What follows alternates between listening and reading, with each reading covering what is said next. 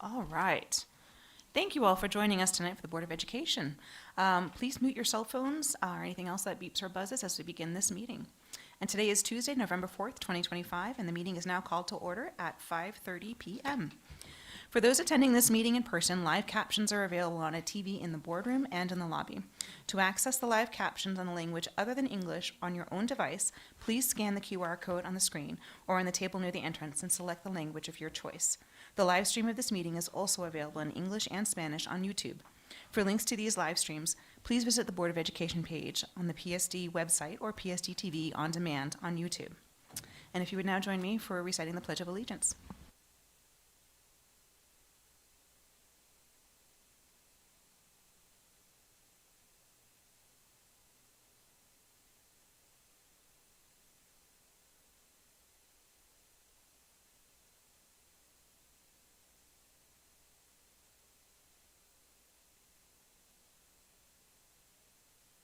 All right, thank you. Would any board members like to make changes to the agenda? All right, seeing none, we'll move on to the action items. Resolution in support of children and youth experiencing housing instability awareness month. Can I get a motion, please?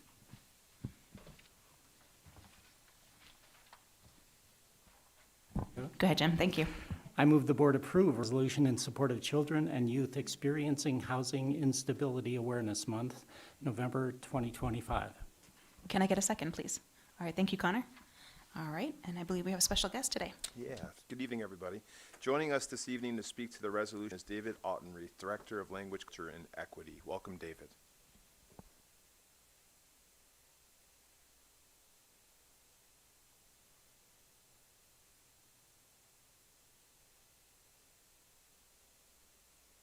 Is David not here?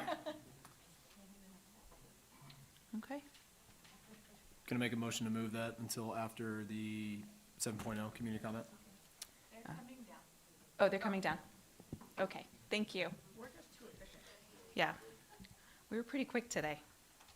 Teacher wait time is a great instructional strategy that we're modeling right now.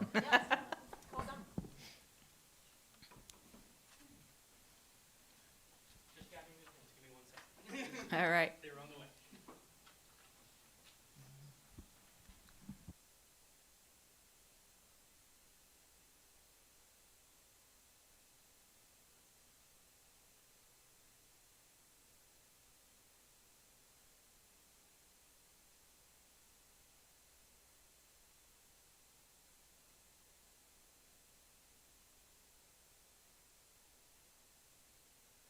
There we go. Welcome. Welcome, David.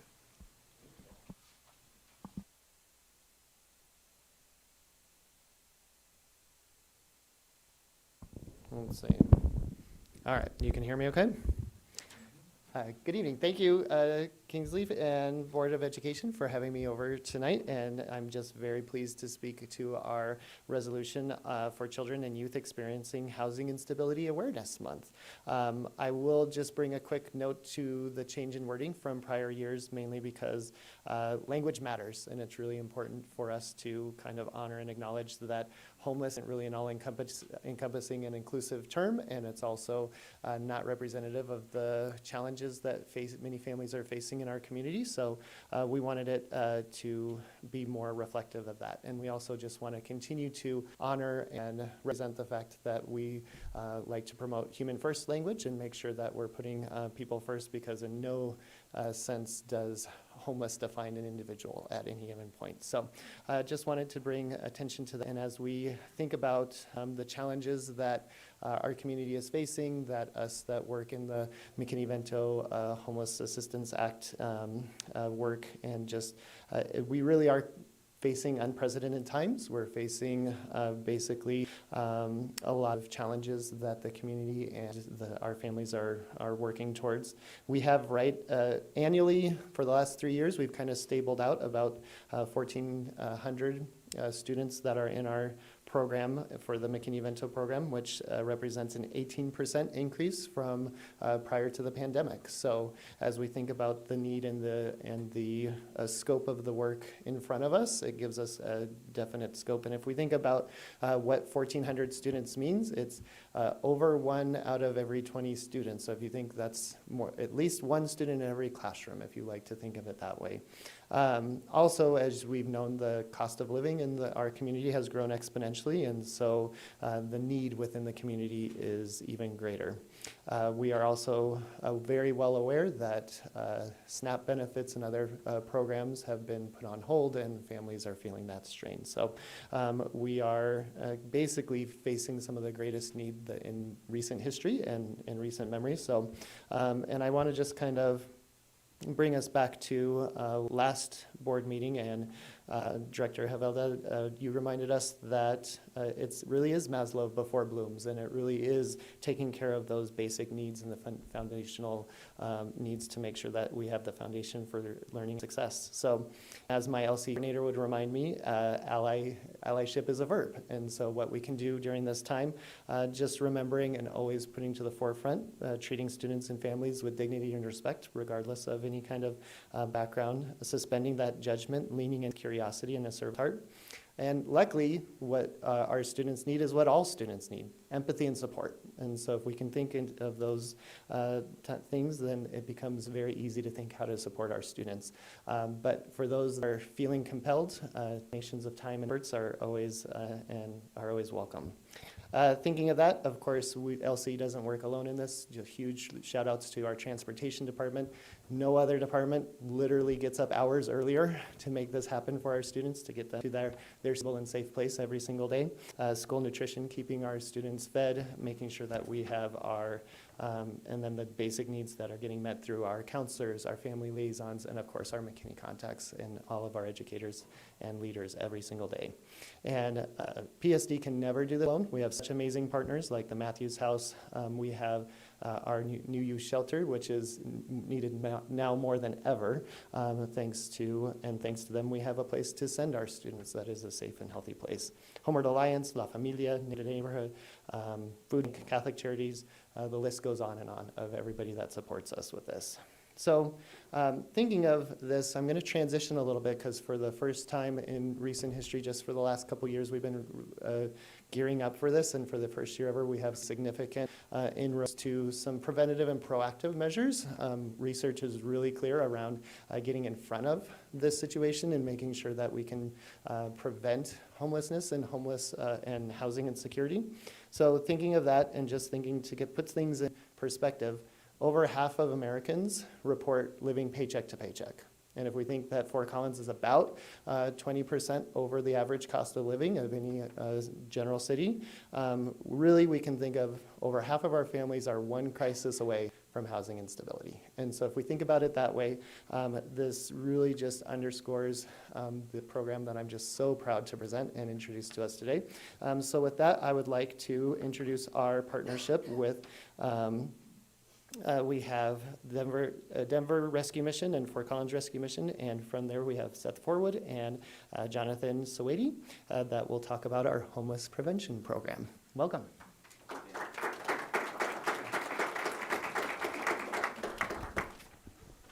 Well, thank you for having us here. Again, I'm Seth Forwood. This is my colleague, John Sawady. We, of course, operate a men's shelter and have for about 12 years in Fort Collins, and as well operate a rural long-term residential drug and alcohol treatment center called Harvest Farm in Wellington. But we are very excited to kind of have a new pilot program where we are not only addressing the needs of people experiencing homelessness, but now we are getting in front of the possibility of somebody becoming homeless and the statistics of when a child or a family experiences homelessness, of them actually returning to homelessness as an adult are staggering. And so getting in front of this issue and being able to provide one-time funding for families that are dealing with really heartbreaking issues, like having a job and being able to pay the bills, but then their car breaking down and then not being able to get to that job. We can provide one-time funding for that. Or a child experiencing a sickness where they have to be in the hospital for an extended period of time, providing some funding so that the parent can be with their child in a really difficult time, and not compounding that difficulty medically with housing, losing their housing and being precariously housed. So we are, this is a new thing for us, but it's very central to our mission and vision in wanting to address homelessness in the variety of ways that we can address homelessness. And we see it being very impactful for our community and addressing a real need in preventing homelessness before it becomes entrenched and then becomes a situation where you have to find emergency shelter. And so thank you again. Again, I couldn't do this work dealing with the heartbreaking stories of some of the families that are in our school district, but David and his team, John and his team, we have 2 case managers that we are partnering with David and his team to discover those needs and be able to address those needs with one-time funding. It's really heartbreaking work, but it's so rewarding to see how much impact you can make with one-time funding to help people that are in a really hard place. So again, thank you for this time where we could present this to you, and we look forward to coming back again and showing real data and impact that this can make in our community. Thank you.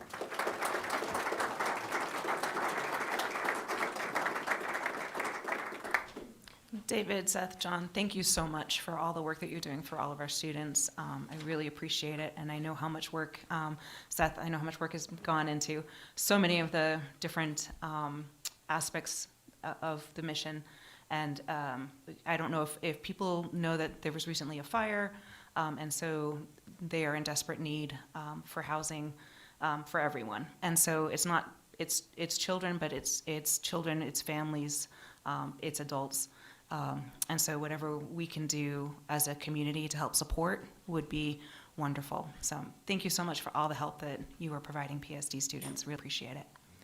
Are there other questions or statements? Yes, go ahead, Jim. Yeah, I've got one. Just, my daughter's a teacher, and she told a story one day about a student who was just constantly falling asleep in class. And when they dug into what was going on, what they found was it was cold outside and cold in the car that night before, and she just couldn't sleep. And it was a heartbreaking story, and I'm just totally support everything that you do. Thank you. Anyone else? Go ahead, Kevin. I want to say thank you as well for the work you're doing and for the visibility for tonight. And a lot of times when we talk resolutions, they seem sort of grandiose, and it's hard to find the practical application. But here's some things that our audience or people at home can be thinking about on a granular level, is that we are getting into a colder season. And so as your kids age out of their coats and some of their warmer clothes, to donate those to your school so they can be repurposed. There's also, I have tension because I'm a Scholastic Book Fair enthusiast. That brings back some really good memories, but I also am mindful of the kid that can't afford to go to the book fair and get anything. And so if you have the means and you can, sometimes slipping your teacher an extra 20 or so to look out for a kid that maybe can't afford it so they can do that, that's always a good thing. And then at home, having discussions with your children and your students that there may be a kid in their class, or likely is a kid in their class, if it's 1 in 20, that is experiencing a different reality than they are. And to be empathetic and have those kind of conversations early on, I think, is really important. And that number really does strike me, that 18%. And that number really should be on the top of mind for the work, not only in the classrooms, but the work that we do in this boardroom. There is an urgency to this work, and I've taught in these schools before, and so I can tell you from firsthand experience that I believe an excellent education can change the trajectory of a child's life. And so with every discussion that we have that may feel abstract or grandiose, I'd always like to level set and say they have practical applications to kids that need these decisions now, and so to never lose sight of that urgency. So again, thank you for your work, for your continued work, and let us know what we can do to further that. Anyone else? All right, Jill, can you call the vote? Jim Brokish, Aye. Kristen Draper, Aye. Connor Duffy, Aye. Kevin Havelda, Aye. Scott Schoenbauer, Aye. Andrew Spain, Aye. Jessica Zamora. Aye. Motion passes 7-0.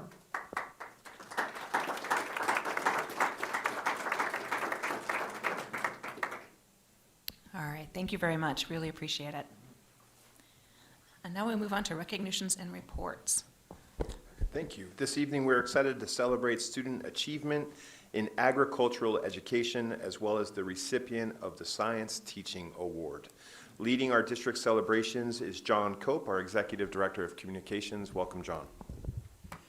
Good evening, President Draper, Superintendent Kingsley, board directors, and everyone joining us tonight. This evening, we're proud to celebrate two outstanding individuals whose accomplishments reflect the dedication and commitment to excellence that define our students and staff here in Poudre School District. Our first recognition is for Larissa Clark from Wellington Middle High School. Larissa was recently crowned the 2025 Colorado FFA State Champion in Agriculture Education and earned the opportunity to represent Colorado at the national competition in Indiana. Here to introduce Larissa is Holly Heckendorf.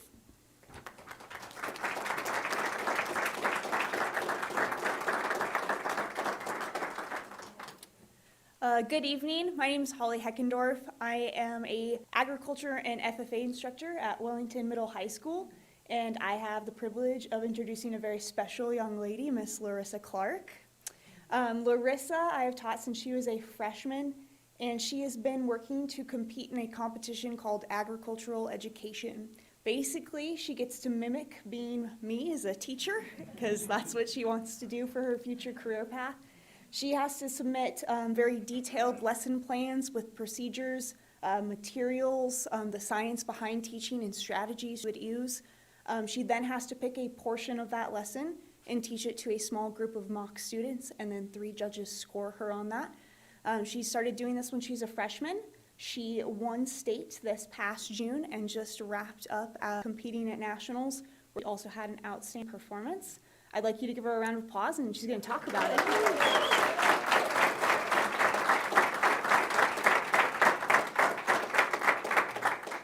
Good evening.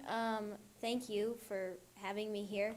I had to compete in Pueblo in June against 5 other kids, and I ended up making it through. Not entirely sure how, but I did. And then I got the privilege to present Colorado at Nationals in Indianapolis last Wednesday. That was the first ever agriculture education competition at Nationals.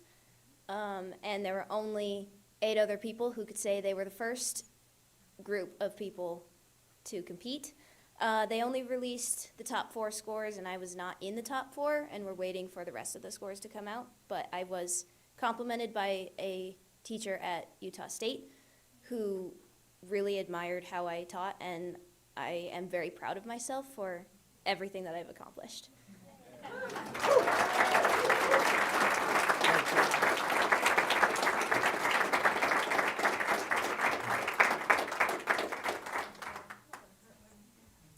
Thank you, Holly, and congratulations, Larissa. Our next honoree is Becca Adams from Rocky Mountain High School.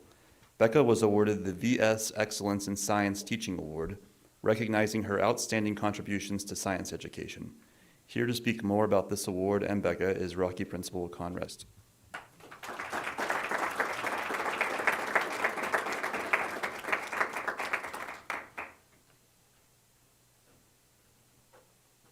All right, hi everybody.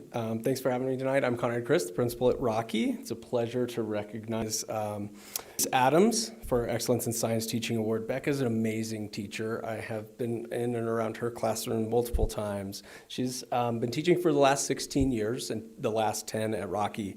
Her classes are a place where students are challenged and supported. Thoughtful lesson planning that keeps kids engaged and ignites curiosity. She builds relationships through science, providing a safe and accessible learning environment for all students. She is intentional with everything she does. And I've witnessed this firsthand, meeting students at the door, to the lesson plan design, or the music being played while kids are doing certain things. It's seriously amazing, and she is very deserving of this award. She's barely known for a hands-on approach, and students absolutely love her classes. Her ability to connect students' learning to real-world application gives students purpose behind everything that they do. She's very deserving of this prestigious award, and we couldn't be more proud of her. Please join me again for celebrating Becca.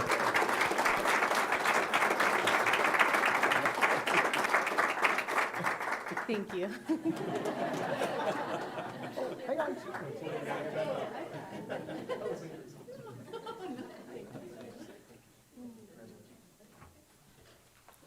Congratulations once again to our honorees.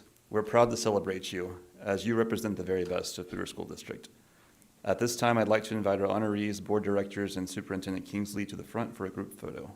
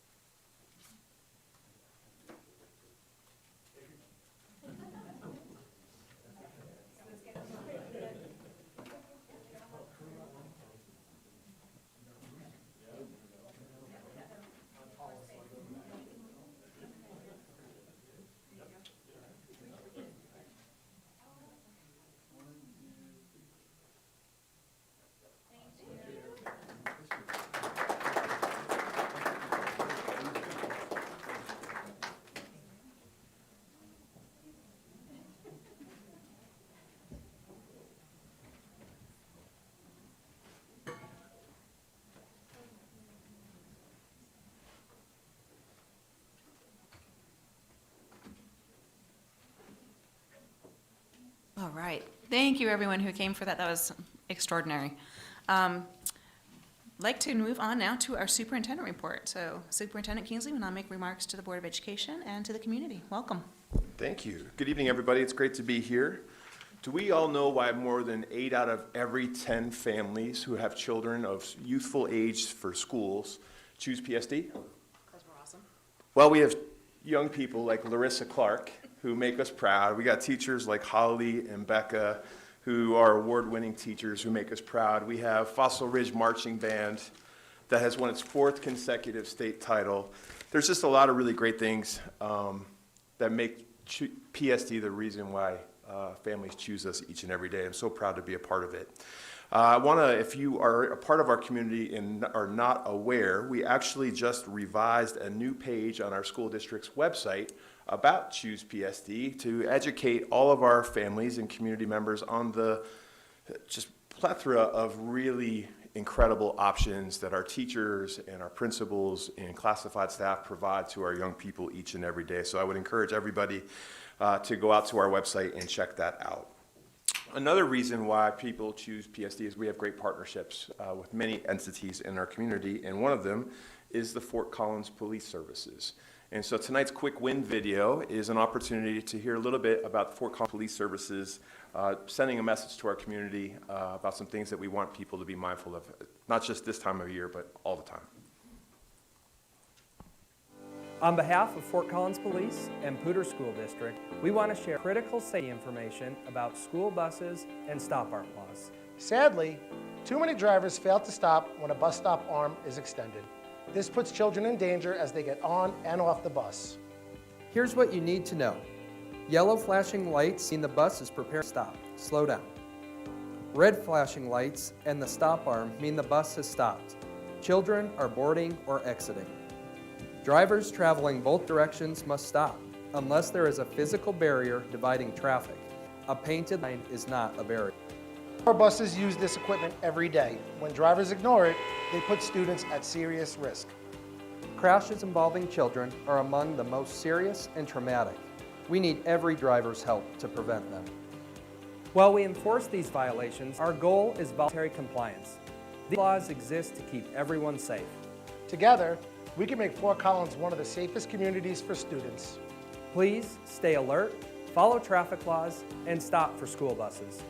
On behalf of Fort Collins Police, PSD, and our families, thank you.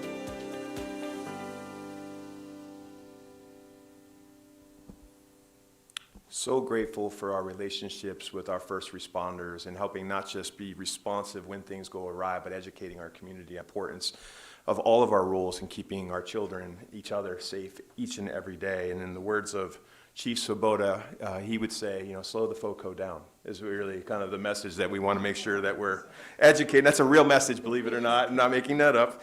There's some interesting bumper stickers about it around the community, but it's really important that we continue to educate and keep people safe.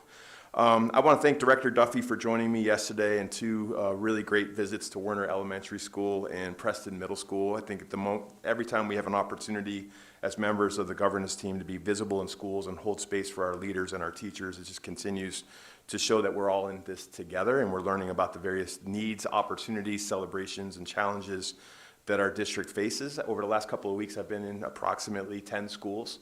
And I continue just to really appreciate the work that our teachers and leaders are doing each and every day to educate our young people. We have some important updates for the community that I think it's important that I use this time and space to educate and invite people to take part of. We all have vested interest in the various types of curricula that we offer to our students and that our teachers utilize. There are two upcoming events. Our curriculum department is hosting a community engagement night on November 10th from 5 to 7 p.m. at our Future Ready Center at the Foothills Mall. This event is open to the community and is focused on reviewing and discussing those curricular materials. We're in the process of completing a curriculum adoption for our kindergarten through 5th grade math, English language development, and World Language Level 1 for French, German, and Spanish. So we encourage anyone that's interested in learning more or providing feedback to please join this event on November 10th from 5 to 7 at the Future Ready Center. I also want to highlight that our Integrated Services Department will be hosting an Integrated Services Parent Group Night on November 19th from 5:30 to 7:30 p.m. at our Transitions Pathway Academy on Stover Street. Topics to be covered that evening will include understanding dyslexia, instruction and intervention, IEPs and school support, assessment and identification, and social, emotional impacts and home support. A virtual option will also be available for those who may be interested and unable to attend in person. Please contact our Integrated Services Department if you want more information. And I also believe that very same night, on November 19th from 6 to 8:30, we'll have our second viewing of the documentary Screenagers at Poudre High School. And I'm looking forward to attending that event myself and just really appreciate staff's efforts to engage our community, our parents, our employees in these various ways that make just our work matter even more for everybody that's involved. I want to talk a little bit in closing here tonight. We have a very important conversation to have tonight. There's a lot to celebrate in our district as we recognize that many of our academic indicators are trending positively, and we'll hear a little bit more about that tonight. But I'm also asking as a governance team and as a community that we open our hearts and minds and continue to be curious around one particular area where we're not trending positively and try to identify why that might be and what we as a system are doing about it to have a healthy conversation to continue to accelerate learning for not some students but all students. And that's our students with IEP. So we'll talk specifically tonight. I know there's many questions that many members of our community will have. I want to signal this will be the first of two conversations that are forthcoming on students with IEPs. The one tonight will have a narrow focus on graduation rates and what we're identifying and learning about why our students are not graduating with IEPs at the same rate of some of our comparable districts. But we also know that many members of the community and members of the board have had thoughtful questions around how we identify students and our identification rates and 504 rates. And so we're going to have a more detailed, in-depth conversation that will be a separate presentation tonight. But if we have some opportunity to talk a little bit about both tonight, we know that would be appropriate too. So I'm looking forward to a very positive meeting. Happy Election Day, everybody. And I'm looking forward to governing with you tonight. So thank you. Thank you very much. All right, we'll move on to the community comment portion. So welcome to the community comment section of the board meeting. The board desires to hear the viewpoints of all stakeholders, including students, employees, parents, guardians, and community members. Public comment is designed to address issues, not personalities or personnel matters. Please keep your concerns and comments focused upon the district and appropriate for a K-12 audience. Please note that the board does not generally respond to remarks made during community comment. A lack of response should not be construed to mean that we agree or disagree with what is said or the description or interpretation of events as presented by any speaker.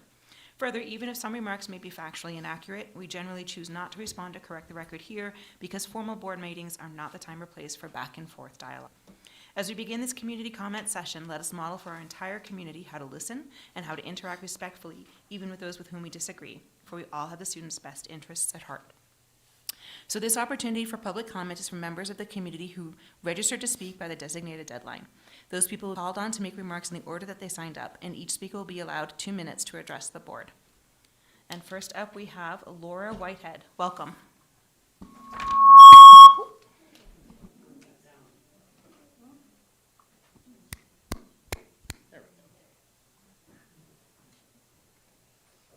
I'm a former paraprofessional to special education with Poudre School District, more specifically PSD Affective Needs Program.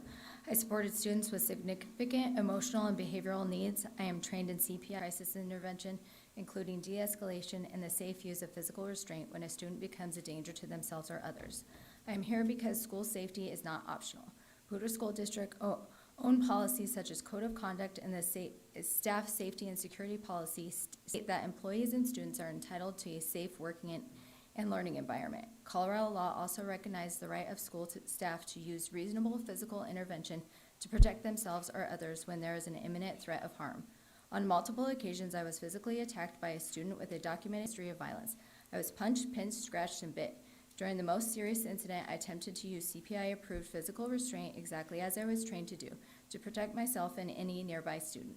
CPI trained specifically authorized safe physical restraint when a student poses an imminent danger to physical harm. However, the school principal directed me to not restrain the student even while I was being assaulted. Then violated CPI protocol, PSD safety policies, and student code of conduct that clearly prohibit violent behavior and support staff intervention to prevent injury. Feeling unsupported and unable to protect myself and others, I felt I had to leave.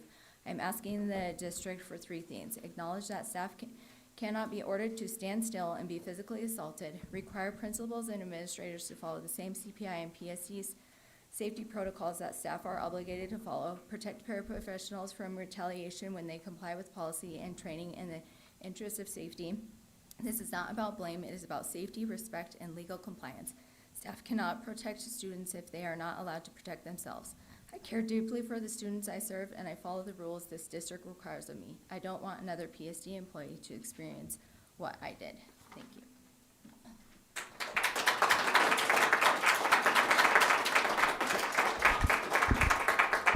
Thank you. Next up, we have Alan Bird. Welcome.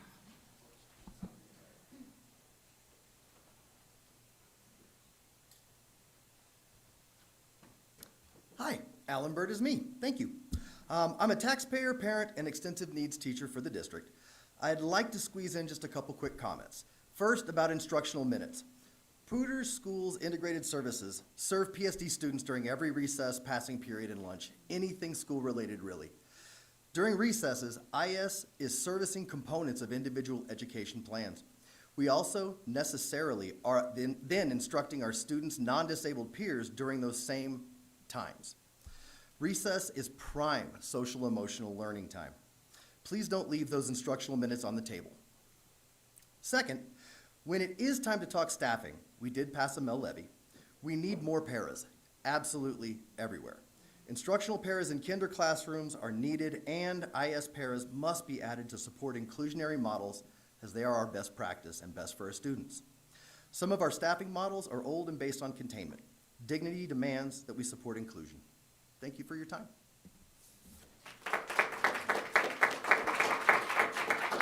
Thank you. Next up, we have Chandra Bird. Welcome.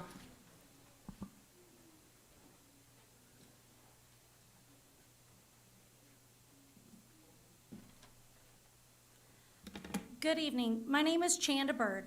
I am a parent, a PSD teacher, a PEA member, and a true believer in educating every child every day.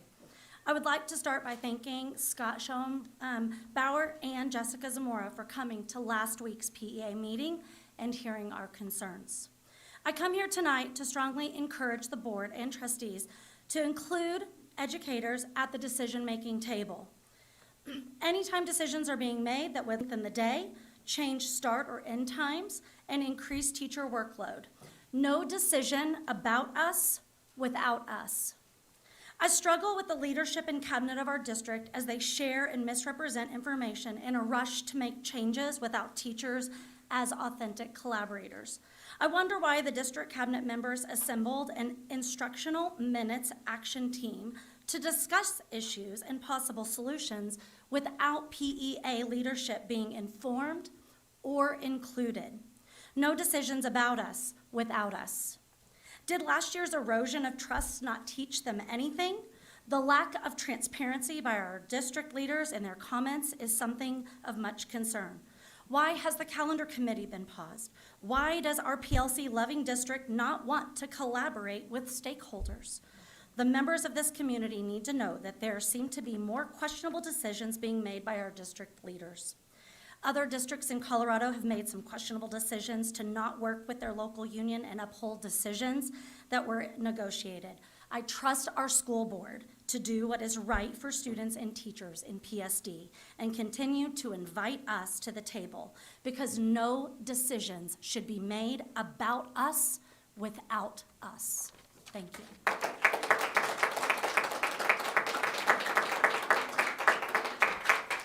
Thank you. Next up, we have Adrian Flight. Welcome.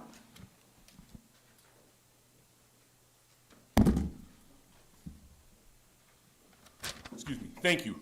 Good evening. Some of your faces are familiar to me from the time that we shared at graduation in the spring. I spoke about music and my grandfather, and some of your faces are familiar to me because I've had the opportunity to have your children in my class. Regardless of that fact, my name is Adrian Flicht, and I am both a proud high school teacher in the district and a community member who's very fortunate to live in the neighborhood around where he teaches. I'm here to say first, thank you. Working in PSD has allowed me to realize a dream and given me both a purpose and a reason to stay in Fort Collins, but also a chance to apply my belief in the power and potential of young people on a day-to-day basis. Secondly, I'm here to say, please, because I grew up long enough ago and far enough away to know that that word is still very important and powerful. We're living through a time of unmatched division, and it's easy to abandon trust, hope, and connection with those around us in an attempt to live in isolation. In that vein, I'm here to be a reminder that this room and this district is filled with more than just employee numbers and unsure faces. Both contain a collection of truly exceptional people.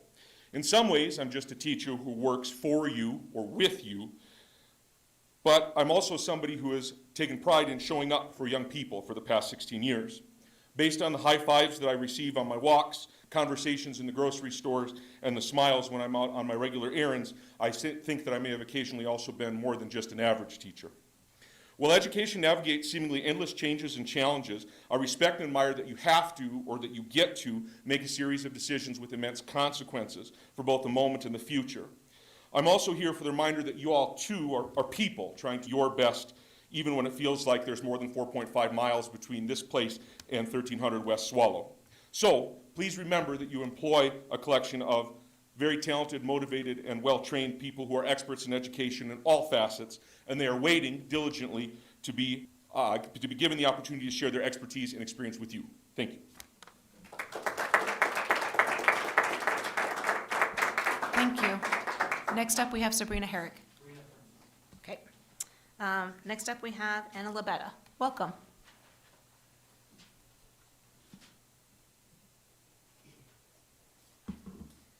Good evening. Later this evening, you will hear a presentation on the declining graduation rates in PSD. I urge you to keep in mind as you are listening to the presentation that our district still has not outlined a plan for addressing dyslexia at a secondary level within the context of special education. As discussed in this boardroom at a presentation last February, PSD has historically not said dyslexia, which means that we have students who have been identified generically with learning disabilities, who have never received appropriate evidence-based interventions to help them overcome illiteracy. Starting last year, efforts have been thrown at increasing dyslexia awareness and establishing consistency in new district messaging for staff on an internal level, and we have efforts with the Dyslexia Night coming up, which are appreciated. But very little has been said about how we are actually going to move these students from illiterate without options to literate and thriving with options. As a parent of dyslexic learners, I continue to find myself exasperated that there is no actionable plan in place for how the district is going to start addressing teaching the kids who have never truly been taught to read. In theory, I love the idea of the inclusivity of a multi-categorical program. I've heard it said time and again that all of the second teachers are teaching literacy and everyone should be teaching the struggling kids to read. But I want to make sure you understand the gravity of the situation. There are many kids who are still unable to read the most basic words going into middle school and therefore unable to write or spell on the most basic level. The academic interventions offered in the Gen Ed classroom spread across multiple students with various types of disabilities makes it incredibly difficult for dyslexic learners to receive any type of remediation with any type of fidelity. I dare say the amount of time it would take for one student to achieve true academic success in this type of setting is right on par with how long it will take to get air conditioning in every school in PSD. These kids work so hard every day just to show up and try to make it through each day. Please, please, give us an efficient, discoverable pathway within integrated services for kids with SLDs to learn how to read. Thank you.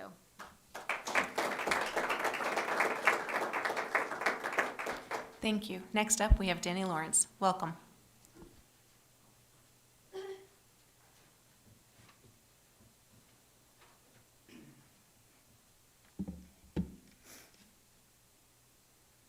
Later tonight in the IS presentation, you will hear that the district's multi-categorical percentage for PSD is 87%. That 87% of students with IEPs are spending at least 80% of their day in the general education setting, and that is a good thing. On the surface, disabled students with normative peers is factually shown to be better for both groups, but I want to suggest that the national percentage actually looks more like 67% or 20% lower than PSD, and that raises some questions. For 87% to be a sign of inclusion as a district, we would need to be able to show proof that it was working. Instead, we see graduation data continuing to decline, and we're reading tonight that 18 students dropped out last year. That might be an indication that it's not working. Hearing from teachers and paraprofessionals that they are overworked and have caseloads that are unmanageable with children that aren't ready for that level of inclusion might also be a sign that it's not working. Inclusion isn't shoving kids into the general education setting and hoping for the best. It is the intentional practice and work of encouraging their belonging. And I trust that all of you are believers in a child's right to an education. And in the case of disabled students, that education often has vast supports. I once believed that all kids needed to be in the general education environment to succeed. And after advocacy work, I can tell you that my opinion on that is changing. So when you hear those figures later tonight, please ask curious questions about how those students are being assessed. Ask for data that would support the success of that 87% inclusion rate. No one is asking this board to solve the multitude of problems facing the Integrated Services Department, but what I am asking you to do is to call for some data integrity. Get straight on who's counted in graduation statistics. Ask for those 16 indicators of information that I requested from you 2 weeks ago, and get us more information overall to consider. I also request that PSD bring back the Equity Insights dashboard that was intentionally removed from the district's website so that the public can be aware of the disproportionality data that you all have access to that we no longer do. IEP parents are constantly battered with making data-driven decisions. So why are we accepting anything less than that on a district level? Thank you. Thank you. Next up, we have Aaron Green. Welcome.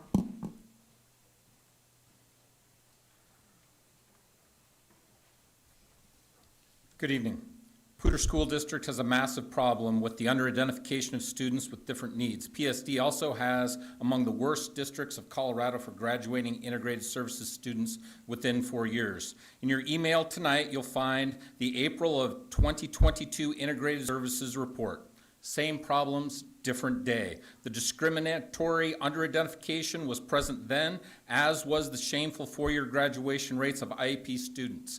Let me put the numbers in a little bit of perspective. The disparity with peer districts is staggering. Boulder, Cherry Creek, and St. Vrain, districts with similar size and resources, are graduating IEP students at rates 20% higher than PSD. Simply put, that is over 600 students with IEPs in Boulder who will graduate compared to 600 students in PSD that will not. That's like 2 elementary schools full of kids that won't have that opportunity to graduate with options in 4 years. By under-identifying 3 to 4% of the children, PSD is denying 900 to 1,200 students a free and appropriate public education which they are legally entitled to. That's not just a statistic, that's a civil rights violation.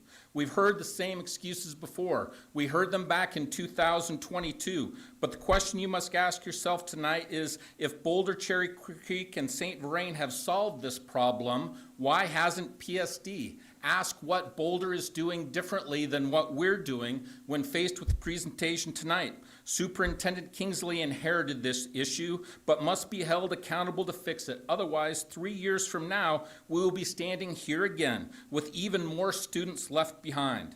The truth is hard. Today, if you want the best for your child with an IEP, the data suggests that you should simply choice them out of PSD. That should never be a reality in our community. Our students deserve better. Thank you. Thank you. Next up, we have Courtney Hanson. Welcome.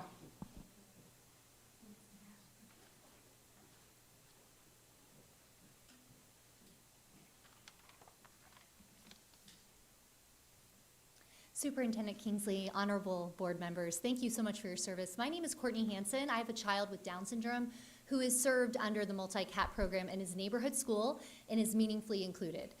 We came to PSD in hopes that our son would have the opportunity to get a standard diploma, and that's why I'm here to talk to you today.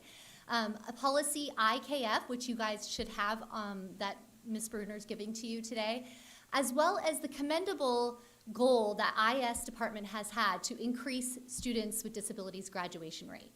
That policy on page 4, if you look there, says that all students with disabilities should have an option to have a pathway to a regular diploma.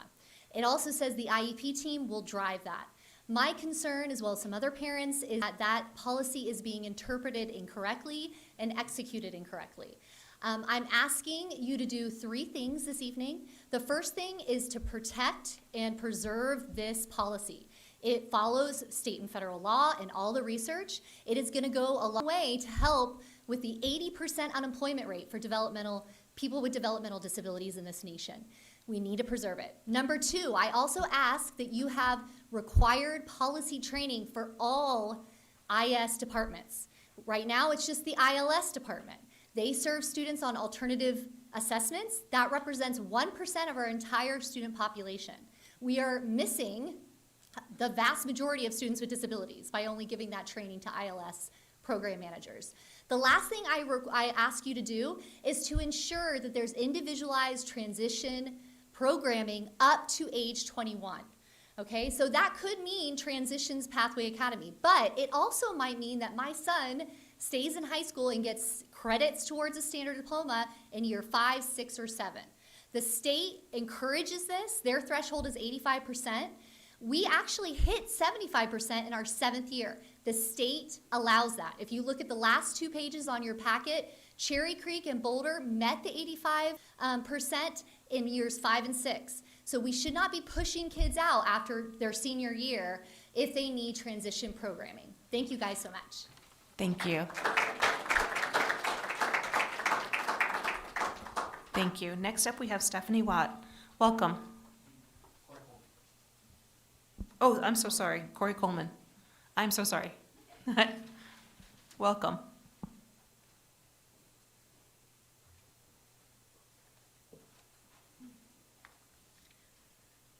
Hello, my name is Corey Coleman, and I'm a 5th grade teacher. First, I do want to express that as a teacher in this district, I've been disappointed this year in the lack of communication with staff. I do expect more from both the cabinet and our elected board. We all deserve clarity around everything going on in our district. The state has not changed required instruction minutes, only in how they're reported. We've been told that whoever here reports our minutes to CDE has been incorrectly giving the thumbs up for some time. And so you all wonderfully submitted a waiver to the state to count recess as instructional time for this school year so we'd be in compliance. The best way forward is to revise our board policy that currently excludes recess to include it as instructional time, because it is. It is absolutely instructional, and teachers do supervise those recesses. I think maybe you all have had maybe some misinformation about that. And we do use it to teach a wide variety of skills that I'd be happy to describe to you. Also, in a recent meeting, one of you mentioned something about, or something to the effect of a recess not counting as instructional time because it would need to be assessed or graded. We do. On our report cards, there are 5 specific lines concerning behavior and interpersonal skills: demonstrates self-control, collaborates with others, conflict management, respect, and accepts responsibility. Some of that's observed in class, much is during recess. I'll also point out that we are required by this cabinet and board to teach SEL lessons in our schools. There's no line on the report card for that. So based on that comment or question about grading and assessing, would you say that those are not instructional minutes? Of course you wouldn't. These SEL lessons don't have a line on the report card, but we do assess their impact through student behavior, especially at recess. I would also ask that you choose not to include recess as instructional time. I've done the math, and for the majority of our elementary schools, we would only need to add 7, not 37 minutes to our instructional day. Finally, I just ask for clarity and transparency around what we're trying to solve. Instructional time, transportation, and making sure that every elementary school has the same length day are all great issues, but one broad solution is not going to solve them all in this situation. Thank you so much.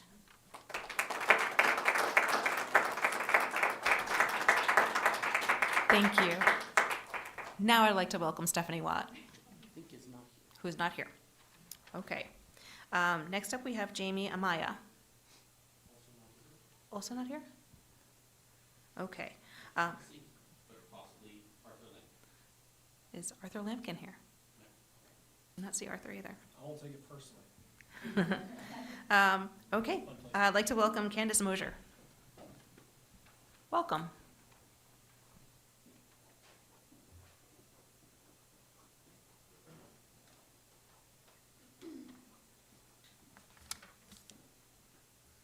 Good evening and a happy election night.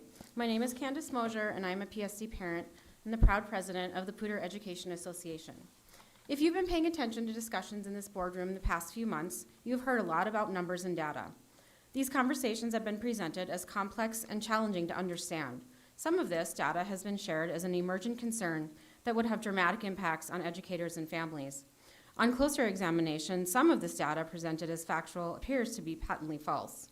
All of this got me thinking, and I have done some research of my own. In PSD, we have approximately 4,000 certified and classified staff. According to the district enrollment and demographics data, 60% of our educators hold a master's degree. Many speak multiple languages, have national board certifications, and bring skill sets from previous careers. The average teaching experience of a certified teacher is approximately 13 years, or roughly 19,000 hours inside a classroom. There is a wealth of knowledge among the staff of our district, and yet somehow inviting the people with tens of thousands of hours of lived experience into spaces where determinations are made that have a direct impact on them has been an afterthought. When my kids were little, I followed advice from researchers who created a program called Parenting with Love and Logic. The premise of that research was that if you want children to comply with your demands, you give them 2 choices, both of which give the outcome you desire. On numerous occasions, as top-down decisions have been made in our district, I have felt that same false sense of control we give our children.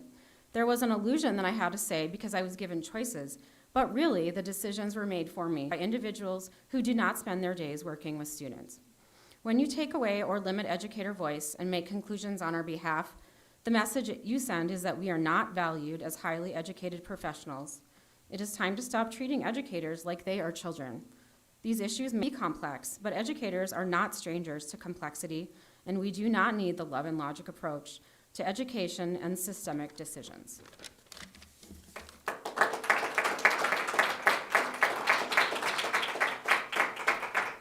Thank you. Next up, we have Jonathan Wright. Welcome.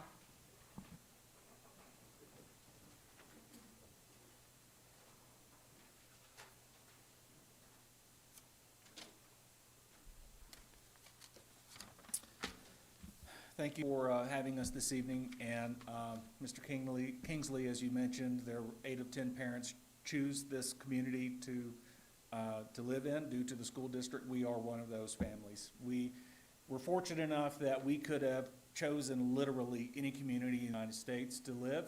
We chose Fort Collins primarily because of PSD. We are also a proud family members of a child that's in the LGBTQ IA plus community, and my wife does volunteer work with PFLAG. One of the things that brought us here was how inclusive PSD is with those students, and your focus on ensuring that everybody is represented equally. And for sure, that's a guiding principle that the community and the school district has. So with that, I want to read from a document that I think should be a guiding principle for all of us and is supposed to.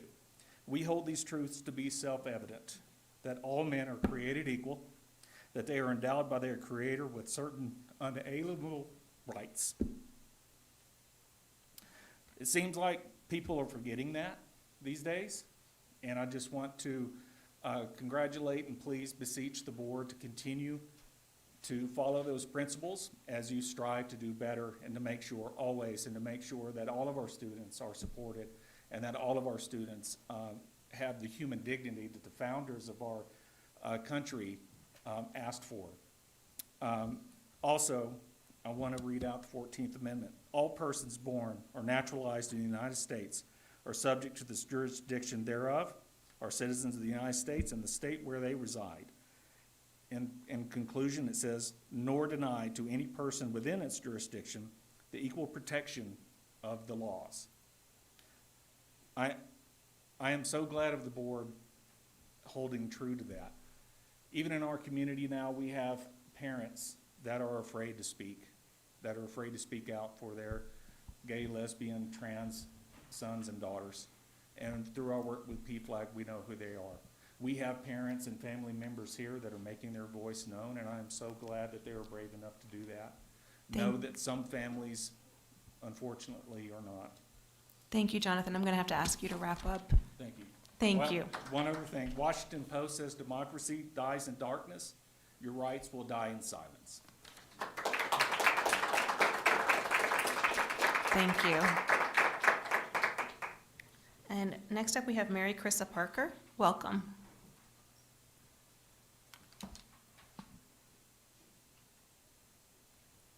Good evening. My name is Mary Chrissa Parker, and I'm here tonight as both a parent and a member of this community. I read To Kill a Mockingbird for the first time in 3rd grade. It was not a typical reading book for my age group, but I remember being completely drawn in. That book gave me my first real lesson in empathy. Through Scout's eyes, I began to understand what it means to climb into someone's skin and walk around in it. It opened a window into another time and place, another set of struggles, and also held up a mirror to my own world, showing both how far we've come and how much work remains.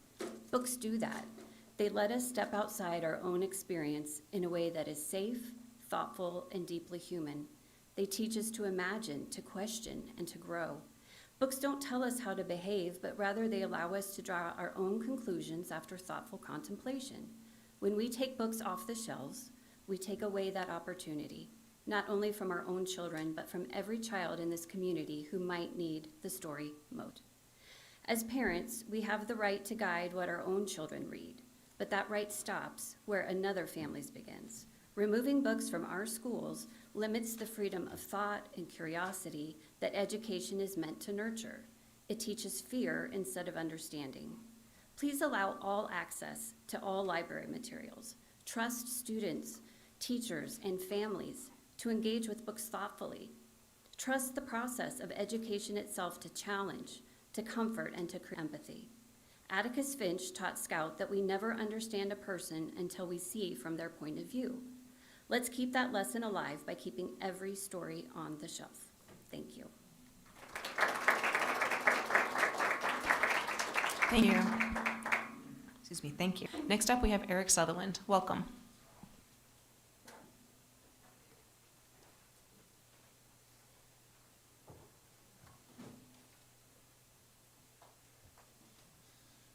Good evening, Eric Sutherland, a citizen of Fort Collins, taxpayer in the Poudre School District.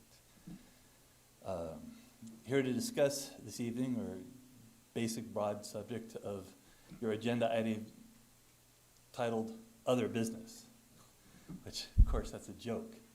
There is no other business on the agenda item, the agenda this evening. There never is. Now there are norms for governance of local governments in this country nationwide that have been in existence for hundreds of years at this point in time. And one of those norms is the ability for elected representatives to come forward with a legislative initiative for items that they feel require new policy, new allocation of resources, etc. Now, I think every single speaker that I've heard this evening prior to me has come to you really with one basic message when asked for some legislative initiative from this board. But that's something that you guys don't even have a mechanism of doing. Now, I've got some problems with the fact that the tax scheme that supports everything that goes on here has been corrupted by greed, dishonesty, to the tune of tens of millions of dollars. It's a fact. It's a fact, Mr. Havelda, that the town of Timoth has received $1.5 million attributable just to 4A alone this year. Olander Elementary, only $90,000, which you don't think is enough. Well, I don't think anybody was thinking that they're going to give the town of Timoth a $1.5 million increase. But forget about that. Unless this board recognizes the primeval problem of a lack of ability to express legislative and administrative purview, nothing anybody has said this evening is going to matter. Thank you.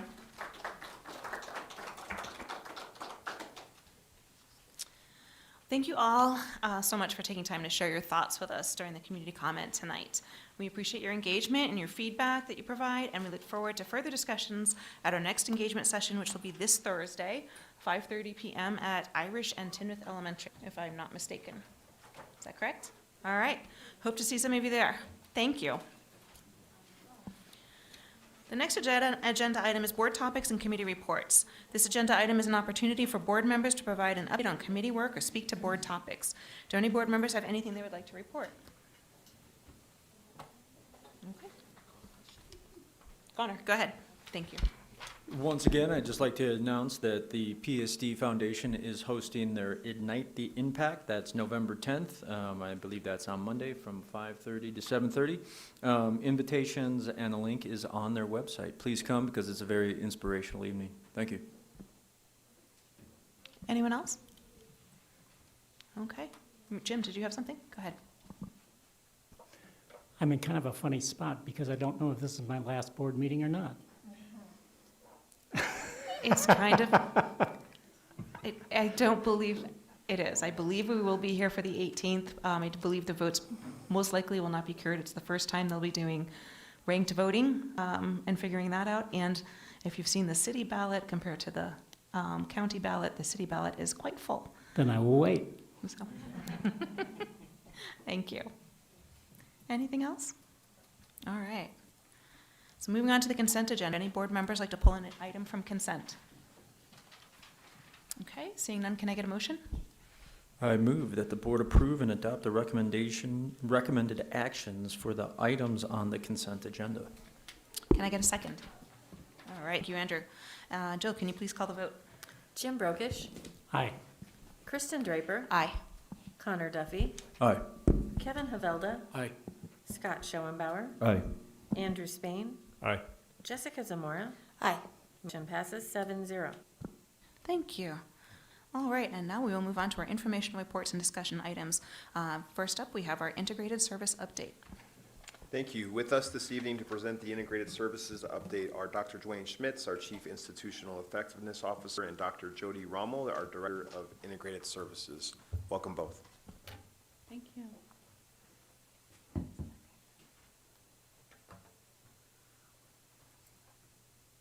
So thank you for having us tonight. I really appreciate you dedicating the time to discuss special education in Poudre School District.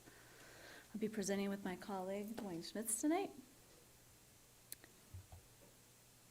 We have two goals tonight. This is our why for being here. We're going to be sharing some celebrations and some highly impactful practices. And we're going to be understanding graduation rates as specific areas of growth in our plan to strategically improve those outcomes. Please know that in our department and integrated services, we're always on a continuous cycle of improvement. So these lists are not exhaustive, but just some level highlights for you tonight. So first celebration is that this school year in the fall, we were able to open 4 new classrooms. 3 were in the elementary, and they were center-based autism programs, and that was at Zach Johnson and Istone Elementary. And then we also opened a middle school affective needs program, and that supports our students with social, emotional, and behavioral and mental health needs. Why this is a celebration is because really to be able to be more inclusive and have students attend school in their neighborhood schools as much as possible is a really positive thing. And it also keeps our classrooms balanced in our schools.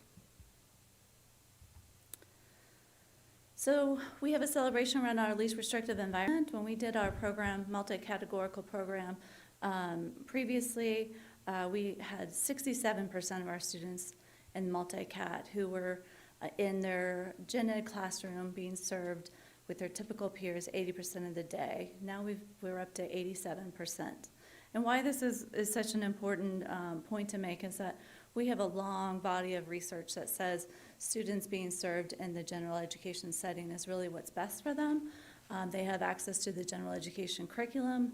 They have the ability to receive their instruction from the content expert, which is the general education teacher. So we really thrive on bringing the services to the student as opposed to the students going to the services. Go ahead. Thank you. Hello. Hey, I wanted to start off real quick just saying I'm really glad we're here talking about this tonight. We heard a good set of community comment on the importance of this topic, and I appreciate that. There's been a lot of board engagement around this topic because it is a very important topic. We're going to show some high-level data points that you've seen in advance in the board packet, but we're going to talk through those a little bit. And I just want to say I'm thankful for this conversation and the seriousness with which we're taking it. Okay. Part of my job for the last 18 years in Poudre School District has been to help identify areas for improvement as well as where we're doing well, our celebrations, right? And tonight's no different. One of the themes that we noticed, I'd say 5-6 years ago, that has to do with graduation rates, which as Superintendent Kingsley mentioned, we're going to drill in on a bit tonight. There's a lot of different facets to integrated services that we can talk about, and as Superintendent Kingsley mentioned, we're going to have further conversation. Tonight we're going to focus in a little bit on graduation rate. To set the stage for graduation rate, just like we did when we talked about overall student population graduation rates, which includes all of our students that are supported with IEPs. We took some time and we looked at the data carefully to help the board, the cabinet, and the community understand that there is a difference between achievement, growth, and then graduation rates. Students graduate because they get the credits they need in the various buckets, if you will, to graduate. And we all believe, parents, community members, and leaders in our system, that there is a strong relationship, right, between student learning and getting credits and courses. But they are distinct things, and so we're going to talk about both of them tonight. We're starting off, this slide is showing us academic growth, okay? MAP, NWEA MAP measure was specifically designed to measure growth. And so we could choose CMAS, we could look at PSAT, SAT, we could look at DIBELS 8, these different things. So this is just an indicator, and I'm using it as an example. But when we look at those other data piles, we would see similar type of patterns. And so what we see on this graph, and this is data that's trimmed only to students who are supported with an IEP in our district.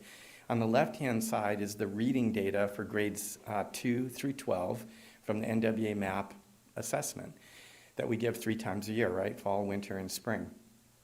On the right is the same type of picture, but it's for math. So we're looking at reading on the left, math on the right.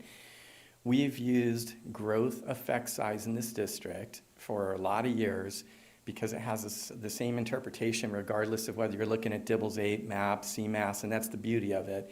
It really gets down to showing you how kids are doing, and it's a normative measure. So it answers the question, well, how much growth did a group of students get? I don't know. How much did other kids, students in that same grade level on that same test, nationwide or statewide, get on that same assessment? That's what it's really showing us. Just to remind the viewing audience, whenever the growth effect size is 0, which sounds terrible, doesn't it? Like 0, how can that be a good thing? Actually, a growth effect size of 0, because it's the difference between these two z-scores, like a normative placement of the student, is actually a perfect measure of a year's growth in a year's time, meaning students grew exactly as much as other students, either nationwide in the case of MAP or statewide in the case of CMAS, as other students who took that same test, right, over that same course of time. And because we know that all third graders as a group, as they transition up to fourth grade, have grown, they've learned things, right? So moving from third grade up to fourth grade, growth has occurred. Moving from fourth grade up to fifth grade, nationwide or statewide, growth has occurred. So when you get a z-gain score of 0, it means that student for student, those students gained exactly as much as their academic peers, kids who are at the same grade level and have the exact same starting point on that metric, pre-score, nationwide or statewide. Okay, that's what 0 represents, a year's growth in a year's time. Any number above 0 means you actually made progress beyond what we typically saw as a nation or state. And so these numbers that we're looking at on this graph of 5 years of data for students served with IEPs and PSD indicate that that group of students has got slightly more than a year's growth in a year's time. Now, I'm not banging the symbols up here and saying that a 0.04 and a 0.05 and a 0.03 or anything like that is this tremendous additional amount of growth. In fact, I would just make the claim that among friends and adults who cares about kids, I feel real solid saying that our kids that are supported with IEPs did get a year's growth in a year's time and slightly above that. That's what I would say. So the point of these two slides, and like I said, I'm not cherry picking. I could look at CMAS or SAT or whatever, and we'd see similar type of outcomes. The point of these slides is our students supported with IEPs are getting typical, like year's growth in year's time, okay? I'm gonna flip the slide. And we're gonna switch gears now, and we're gonna talk about achievement. Achievement is a point in time measure, right? And this is, again, picking CMAS in this case, just to kind of move the assessment program around a little bit. So we looked at NWA MAP for growth. We're just looking at CMAS for achievement. Now we could have picked, again, PSAT, SAT, DIBELS 8. We could have picked MAP because it also gives you achievement. I'm just picking CMAS, okay? Now this is pulled, the data we're looking at, I realize it's a lot to hit the eyeball all at one time. It's a bunch of bar graphs, okay? The CMAS data we're looking at, the top chunk of that data, the upper chunk is all about elementary school students, okay, 3rd through 5th. The lower half of that slide is all about middle school, 6th through 8 grades, okay? The blue bars on the left-hand side are the overall student population of Poudre School District. The brownish type bars, if you will, through the center, those represent the outcomes for our students that are supported with IEPs and PSD. And the pink bars on the far right are the students in PSD that are not supported with an IEP. Make sense? Each one of those bars, the scale on the left that's going from 650 or so up to 850, that's a scale score metric. It probably doesn't mean a lot to anybody looking at it. Like, it's hard to interpret. What does that exactly mean? What is a 700? How's that compare to 720? I have no idea in that type of scale score metric, right? But that's what the state kind of reports out in. They also report out, of course, percent proficient and other metrics, and we produce z-scores and such. But at any rate, so the numbers that you're seeing on top of each one of those bars is the mean scale score across the group of kids that's represented in that bar. The little line segments that are kind of towards the top, near the top of each bar, those little line segments are telling you what the overall state outcome was for that group statewide. The height of the bar is telling you what PSD's outcome was. So when we look at the blue bars, for example, whether you're looking at elementary or middle school, on any one of those 5 years for which we're showing data, which is the most recent 5 years, the story is pretty clear. And it's a simple story. Poudre School District outperforms statewide outcomes, right? If we were looking at our achievement effect size, and I hope the board knows this at this point, like this is drilled in pretty deeply, right off the top of your head, If I change those bars to an achievement effect size, it's going to show that we're about 1/3 of a standard deviation above the state. Every assessment, every grade level, every year. That's what we see, right? That's what those blue bars above those little lines at the state are really telling us, but in mean scale scores. Now, the important part of this picture is when we look at the center set of graphs, those bar graphs in the center, trimmed to just represent students supported with an IEP, what your eyeball can pick up real quick is that we're right at, just a little below, or just a tiny little bit above the state outcome. There's not the same 1/3 standard deviation above, but it is also true that the student outcomes and achievement based on CMAS for these 5 years on these sets of grade levels, elementary and middle school, are telling us that our students supported with IEPs and PSD are getting very, very similar outcomes, achievement-wise, to statewide populations of students supported with IEPs. That's what it's telling you. Now, is that good? Is that bad? That's up to us to think about. I would argue that we have work to do in front of us. I'm in alignment with our commenters who stood up and said, we have work to do. They're correct. We have work to do. Those middle bars, we would like those to be, and we work toward those being the same 1/3 of a standard deviation higher than the state outcome. They're currently not there, okay? When we look to the pink bars to the right, you can see the same thing as the blue bars, that for the students not supported with an IEP, you can clearly see what I've, for years, dubbed the PSD advantage. Like when parents move their kids into this community, if they look at our achievement outcomes, it's hard to miss that they're substantially above state and national outcomes. I used to call that the PSD advantage. We're not seeing that PSD advantage for students supported with IEPs, but we're also not seeing achievement that's dramatically, substantially, or significantly below state outcomes. Does that make sense? Without belaboring it, so that was all about literacy. We'll go a lot quicker on this one because it's the same picture, so I don't have to orient you to it. By the way, the one thing I guess I didn't mention, there's some percentage numbers up there towards the top of every bar. Those are the participation percentages, okay? And you can see, if you take a moment to look at those kind of participation percentages, that there is a gap, and it's about, if I had to guesstimate, I'd say about a 20% disproportionality, we would call that, or gap, for participation between students supported with IEPs and students that are not supported, or the general population. That pops out too, okay? And the math story is very, very similar to what I just walked through on the language arts story, or the reading story, okay? So, before I go to the next slide, I think, yep, I just want to paint a picture. Why am I showing you this? I want to draw a parallel between what we saw a few years back for the whole population of Poudre School District. When we put the graduation rates of PSD next to the graduation rates of not just the state, but our comparison districts, the best comparison districts, and then the real zinger was when we put our ACT scores for the 11th graders, when they were 11th graders, lined up for those graduating classes, PSD had some of the highest, by far, SAT, not AC, SAT outcomes for achievement, but we didn't have the highest graduation rates. Superintendent Kingsley, in the 4 years you've been here, our graduation rates have popped up substantially.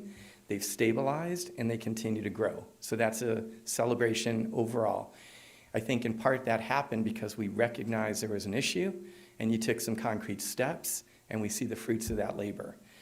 I'm drawing a parallel for you with the students supported with IEPs because there's a similar story here where the achievement and the growth is actually on par with our colleagues around the state, but our graduation rates are not. There's kind of a parallel here. And now I'll pass the mic back to Dr. Rommel to start talking about what we know about this situation, okay? Couple more celebrations. This fall, we opened our Transition Pathways Academy, which was a really positive move. This expanded our ability to serve all students who qualify for 18 to 21-year-old services. That was not the case in the past. We had to ask teachers to keep their students back in the high school because we didn't have capacity, the infrastructure, or the space to serve everybody. But now we do, so that's really exciting. We're also trying to just get the word out and make sure that everybody's aware of the changes. And I wanted to just tell a little bit about some of the positives that are happening. The students that are served at TPA, as we call it, they're getting life skills, and it's developmentally appropriate. They're with their age level peers. They're learning on-the-job training. An example of a day would be they're planning a budget, they're planning meals, they're going to the store, they're grocery shopping, they're coming back, they're cooking their own meal, cleaning up, and learning how to adult, essentially. And then in the meantime, they're also learning how to take the bus to get there. So that's a typical day, and we also have opportunities at the hospital and on CSU's campus and on the community college campus. And one really positive story, we had a young man who did the internship at Poudre Valley High School, at Poudre Valley Hospital last year, and he did such a great job that they hired him, and now he's working there and he's thriving. So a lot of great things happening at TPA. I also want to talk a little bit about the EEO Pathways to a Standard Diploma. So prior to last spring, there was not an actual conduit for students who took alternative assessments or are on extended evidence outcomes, we call them EEOs, to get a diploma in PSD. And so now there is, and we graduated 18 students last spring. That was our first cohort who would have in the past received a certificate of completion. This is really exciting. This opens a lot of opportunities for these students that they may not have had previously.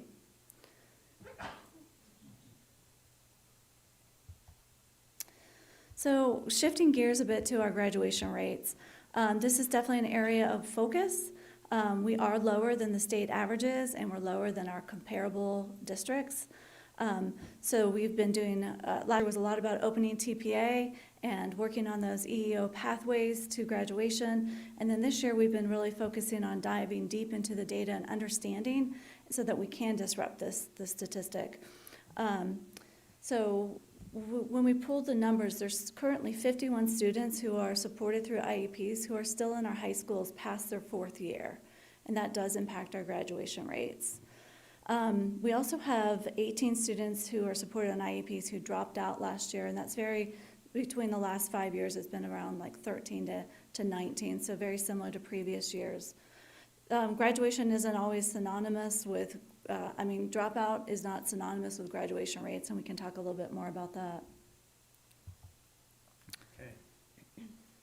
Before I dig in on this, I really want to say congratulations to everybody involved in that Transition Pathways project. That is a huge celebration for our community. I'm so proud of us for doing that work, and I'm also really proud of us for doing the piece around the pathway for students that take alternative assessments with the state of Colorado. Both of those moves were substantive, they were meaningful, and I'm really, really proud to be part of the team and everybody who got that work done, so thank you. Okay, graduation rates. Let's take a look at this. So picture, a lot of the folks probably in this room, and certainly the Board of Education and the superintendent and the cabinet have seen this picture over time. So relatively quickly, we've got 5 years of data. We've got line charts, if you will, line graphs with the different colors coordinated to different groups. So the black line represents Poudre School District graduation rates. The rates are on the left side axis. The pink is the state of Colorado. The blue color is Cherry Creek. The green is Boulder, and the red is St. Vrain. And so the story is pretty quick at a glance when you look at that. Now you got to be careful, and I apologize for this because Power BI is funny this way. But it kind of auto-places those numbers, so look carefully. So when you look kind of in the center of the graph, you see 67% is kind of the low point, and the number right above it is 67.5%. So that doesn't make any sense, right? You have to flip it. I wish Power BI would fix that, and there's no way for me to force it to do that. But if you look at that carefully, our numbers in Poudre School District of graduation rates for students supported with IEPs from the class of 2020 was 46.8%. Then it went up to 59.5%. Then it went up to 67.5%. Then it went up to down a little bit to 66.7%. Then down to 64.4%. And I want to tell you, because we're allowed to do this, based on our own data calculations, which we feed the state and they input into their system, we're looking at a 2025 graduation rate of about 67.4%, so that's a 3% increase for this next graduation class that we'll get the data on. And if you separate out non-charters from charters, our non-charter PSD rate's a little higher, even at 67.6%. So when I first told Jody, hey, that's pretty awesome that we're back up a 3% gain, and she said, man, that's not even close to good enough. She didn't want to celebrate that at all. I said, can you imagine the backflips the whole cabinet would be doing if our overall graduation rate went up by 3 percentage points? It would be a celebration. But it is moving back in the right direction. I can't comment on Cherry Creeks and St. Vrains, and they haven't made all that public, but that's our internal data for our own rates. So we're moving back in the right direction. That is not to say the problem is solved by any means whatsoever. Just to add a little bit of context. So the quick story on that graph is, as Dr. Rommel said, our graduation rates are really fundamentally just below the states, and they in fact are below our comparison districts. And that absolutely indicates that we have an opportunity to do better. That's what that means. Now that lower part, the bar graph on the lower part, we haven't talked as much about, but it's a little bit we have. I want to remind you, that's what I would call the internal gap.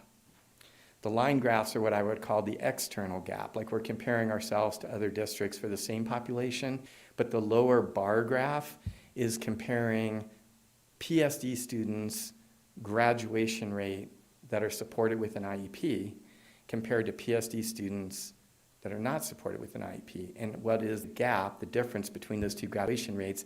And so you can see as we walk across those 5 years that Poudre School District has the biggest gap relative to the state and the comparison districts as well, okay? So our graduation rate's lower, and we have a bigger internal gap between those two student groups when we separate it out. The bottom line is, clearly, we have an opportunity to do better here. That's what this slide tells us, okay? Okay. So doing a deep dive, we really have come up with 4 main causes. This isn't exhaustive, but these are the main takeaways for why this is happening in our district. Students, this is pretty basic and simple, but students are not meeting the graduation requirements on time. So that means the graph you just saw, those are all our on-time graduates, so they had to graduate by 4 years. Previous resource constraints that we just talked about in our 18 to 21-year-old program had students staying past their 4th year, and that impacted our graduation rates as well. Students on alternative standards weren't unable to earn a diploma prior to last May. And then there's a lack of systems alignment across the district in regard to graduation requirements and how we're coding. So to break down the 51 students a little more granularly, our Effective Needs Program, social, emotional, behavioral, mental health, there was 5 students who are currently staying past their 12th grade year. And when you look at that as a percentage of all the students who are in that program, K to 12, that's about 5, almost 6% of our students in that program who are staying past their 12th grade year. When we talk about integrated learning supports, that's our students with more significant support needs. That's about 10% of those students. So there's 22 who are staying past their 4th year in high school, which makes a lot of sense based on the other pieces around TPA and the certificates of completion. Our multi-categorical, that's the program for our mild to moderate needs, and that's in every single school in our district. Mild to moderate needs, that's a huge chunk of our population. So only 24 students based out of over 2,000 students. So that's less than 1% are staying behind past their 4th year in high school for that program. So we're looking at dropout rates, and this is dropout rates for the full student population of Poudre School District. One thing I just want to say quickly, dropout rates are not graduation, 1 minus graduation rate. Some people think that's the case. Like, how can you have a low, graduation rate and a low dropout rate also? Because aren't they supposed to be 1 minus the other type of thing? It's not like that. So dropout rate is calculated for 7th through 12th graders. On-time graduation rates are 9th. Once you enter 9th grade, you go into the cohort and they start calculating. So they're literally 2 different groups of students. Students can drop out. They drop out because they leave school for a certain amount of time and they simply don't enroll in another educational environment, and that's a dropout. Now, a student may drop out mid-year and come back and finish the year with us actually, but they're still recorded as a dropout, just to distinguish a little bit, dropout rate, graduation rate. But we tend to look at both of them. They're both interesting, right? We get curious about these things. So the overall, just to add context, the overall Poudre School District dropout rate, our target has always been to be below 1%. And we often hit that target as a district, and you can see that in this line graph where we were just showing the state with the line and PSD for the overall population with the black line, okay, for 5 years. When we look at the same picture, but this picture is trimmed, it's filtered, so we're just looking at students who are supported with an IEP. The state rates have gone up on their dropout rates, so has PSD's rates gone up, right? We're still below the state. We're not below that 1% target. That is our target for all students and all subgroups of students. PSD doesn't change our target because we're looking at different subgroups. We hold with the same targets because we mean it when we say all means all, right? So at any rate, you can see we're not hitting our target. Another indication we have work to do in that space. And let's be honest with each other, is there's a lot of parents in this room, and if one kid drops out, that's one kid too many. So we will always be working on this, and we always have been working on this, so we'll continue that, all right? At any rate, I don't have a picture for it, but if we looked at our comparison districts, we're often right in the mix, and in the past years, we were clearly below our comparison districts. In the most recent 23-24 data that we'd be showing, we actually are a little bit above, our dropout rate's a little bit above Cherry Creek, St. Vrain, and Boulder, something like that. So we're generally below. The most recent year that we had data for, we were a little bit above, but we're always below the state. So you go on dropout rate data, okay? Dr. Rommel. I just want to say one more thing about the dropout rate. So even though it might be a small number, we want all 18 of those students to get back in school and to graduate with options. That's really the goal. One thing that was interesting when we did start to drill down on that data, half of those students, so 9 out of the 18, were served through McKinney-Vento, so they had home insecurities. So this is the heart of it as far as the high leverage moves to disrupt our current situation around graduation rates. Of course, it's not exhaustive, but I want to tell you about a handful of them tonight. So proactive planning for individuals at risk of not graduating on time. I want to tell you a little bit about what that looks like. So as I started to present the data to Cabinet, I quickly became invited to meet with the high school principals, and we got them to dig into their data in their individual schools and start looking at who are these students who are not on track to graduate. And so we will continue that work throughout this year. Every assistant director will be going out to their high schools and working with their IS department leads and case managers, the counselors, and having principals be present as well to start to make plans and find out what are the barriers.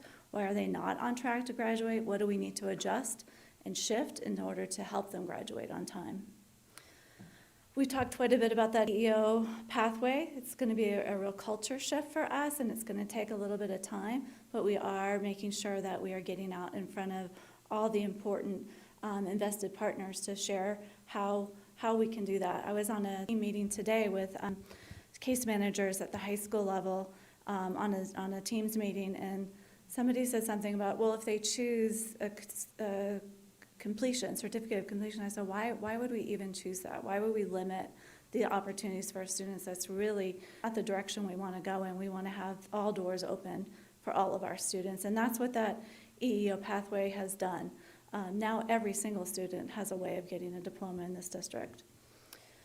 We talked a bit about transition pathways already, but really expanding that and being able to offer, they're not, when I say under one roof, they're out in the community, they're not under that roof very often, but being able to really utilize our resources better and expand that service. One example of that is in the past we didn't really have effective needs students going to transitions. Now we do, and it's working and it's great, and so we're really excited to expand that programming to other students that haven't traditionally been served there. We also have dedicated an IS social worker to help this area, to help with our at-risk populations for those who aren't slated to graduate on time, to make sure what those barriers are, to provide wraparound services, and also to help with our families. So it's a huge transition, not just for the students to become adults, but for their parents as well. And so this person also has experience with working in McKinney-Vento, so I think that she'll be a great fit for supporting those families as well. Also, we're looking to improve our communication and training on the graduation requirements, our coding. That means training for case managers, counselors, registrars, admin. So that's a plan to continue that throughout this year to make sure that we're all on the same page and coding correctly, making sure that no student falls through the crack on meeting their, like, for example, their capstone requirements and things like that. This is a chart just to show you sort of the timeframes of how we're going to continue this work. The one on the bottom, I think this is going to be a process that we continue in perpetuity in this district. I don't think we've probably done enough of that specific drilling down for each student, so that will continue. We started in September. We're going to continue that on. I've talked a little bit about the research that we did, just really trying to figure out what is the problem, what is how can we put our finger on the data and know what to do with it? And then also through this first semester, we'll continue to educate people, just bringing the awareness. I find that sometimes, I've seen this with other issues that we've been facing, that just bringing that data and sharing it with people and having people understand it is a really high leverage move. Once people start all talking the same language and understanding what the issue is, it really can help us move things forward. And then those training requirements, we'll be doing that this fall as well. Well, we are ready for your questions. Thank you. Thank you so much. Really appreciate the presentation. And I know that there's probably a lot of you who are chomping at the bit for questions, so who would like to go first? Jim, I see you're... If we could go back to slide 10 for a bit.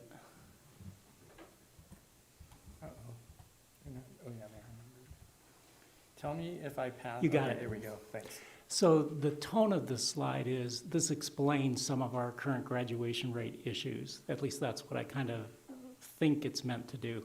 So I have two questions on it. One is, how many seniors were on IEPs of that 51?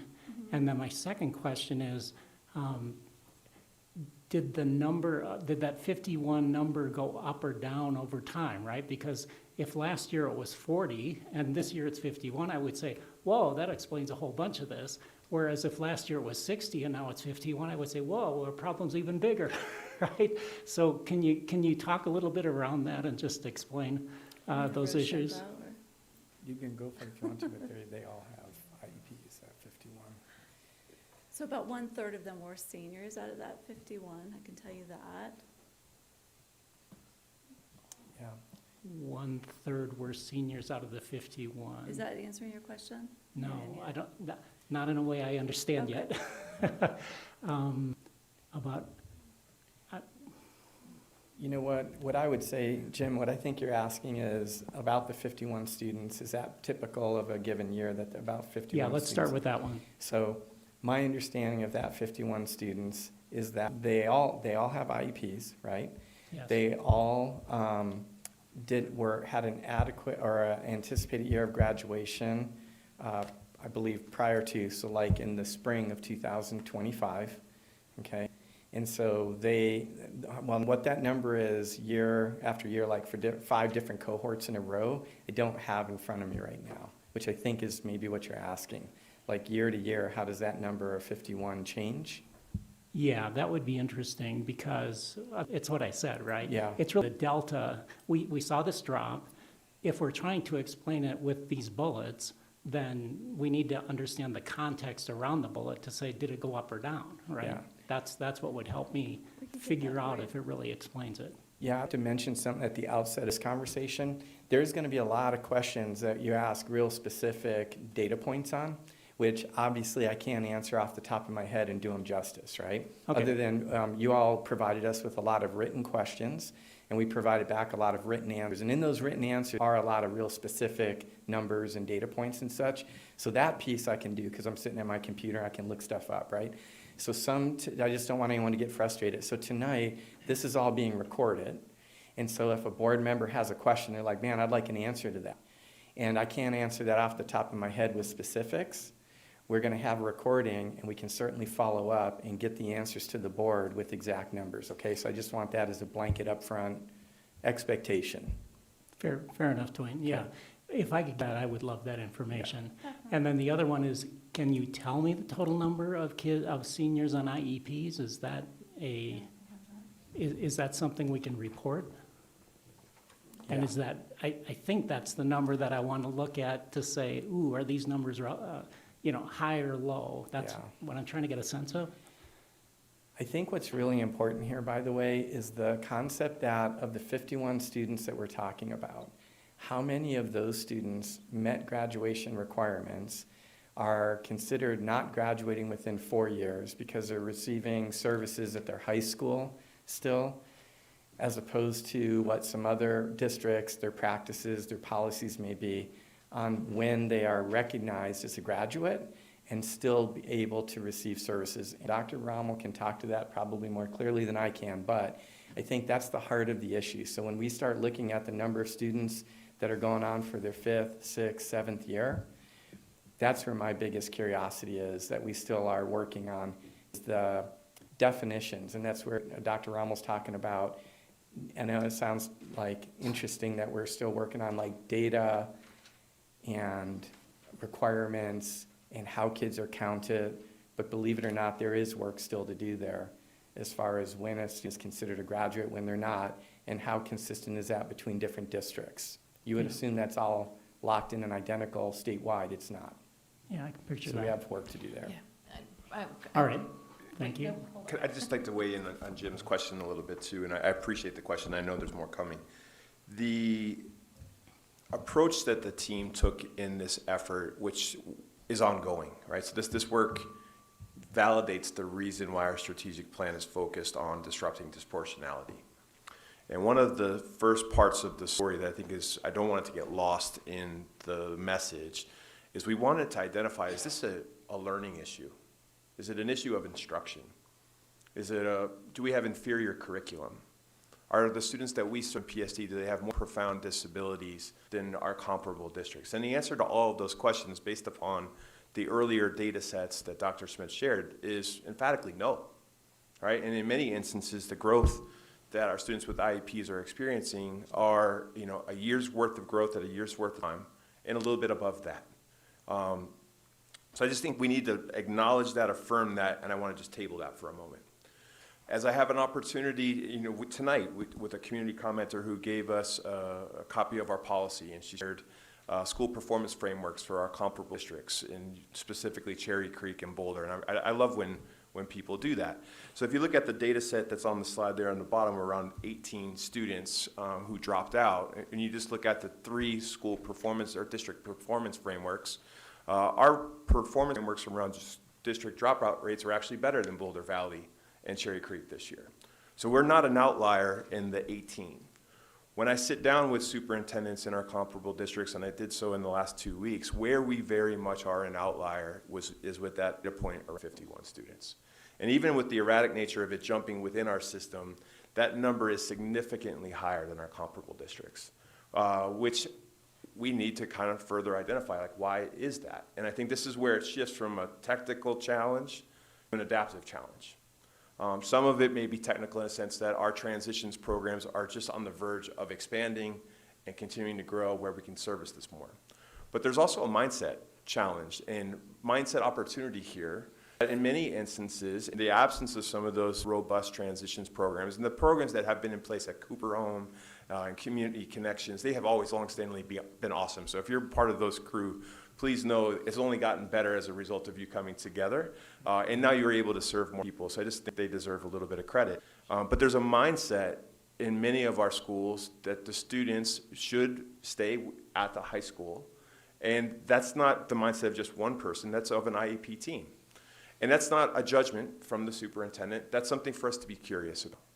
This is not a superintendent-led decision that we're going to stop doing that. It's an IEP-driven decision. But we need to be curious why we are an outlier in that particular case and why we have 51 students and our neighboring districts do not have that many. And as I sit down and talk to their superintendents, it's lean more heavily after their fourth year on transitioning students to transitions programs. It's a part of their culture. It's not something that's deeply negotiated. It's become almost actually a norm amongst the system and community's IEP teams. I learned just in the last 2 weeks that Boulder Valley School District in the last 10 years had this very same conversation. And they recognized that they had to invest more deeply in their transitions programs in order to address that. Now, we still have an opportunity and a challenge that presents itself that when we look at our comparable districts, their transition pathways programs, they provide more days of service in those transitions programs than we do. So St. Vrain, as an example, offers a 5-day program, and I think currently we offer, we're in our first year, but we offer, is it 3 days? I meant in their first year it's 5, then they go down to 3 the So it's second kinda year, and 2 the third year. Thanks, Dr. Ramos. And I think that's a helpful part of the story. But I think what I'm really proud of with the team is in a high-performing community, it is really difficult to be vulnerable and talk about these uncomfortable truths. It's really hard to do this. And I want to say thank you for stepping into this conversation and trying to see like what is the opportunity in front of us. Because it's adaptive, it's not going to be fixed overnight. And I say that to not minimize the gravitas of the situation, because these are human beings that we're talking about and families that send their very best to us each and every day. But we are going to figure this out together. I have a lot of confidence in the team. We're going to have to invest in this particular area. But when I look at all of the different things that we stand out, it's not the graduation rate, it's that number 51. And I think that's just want to really just draw in your question was really important, because as we see that jumping within, they're not seeing that as a result of that normalization of utilizing transition programs more frequently when appropriate.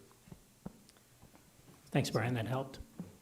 When I had a conversation with the St. Vrain special ed director, I said, so tell me about your students that stay past the 4th year. And she said, what are you talking about? We don't have that. It doesn't happen.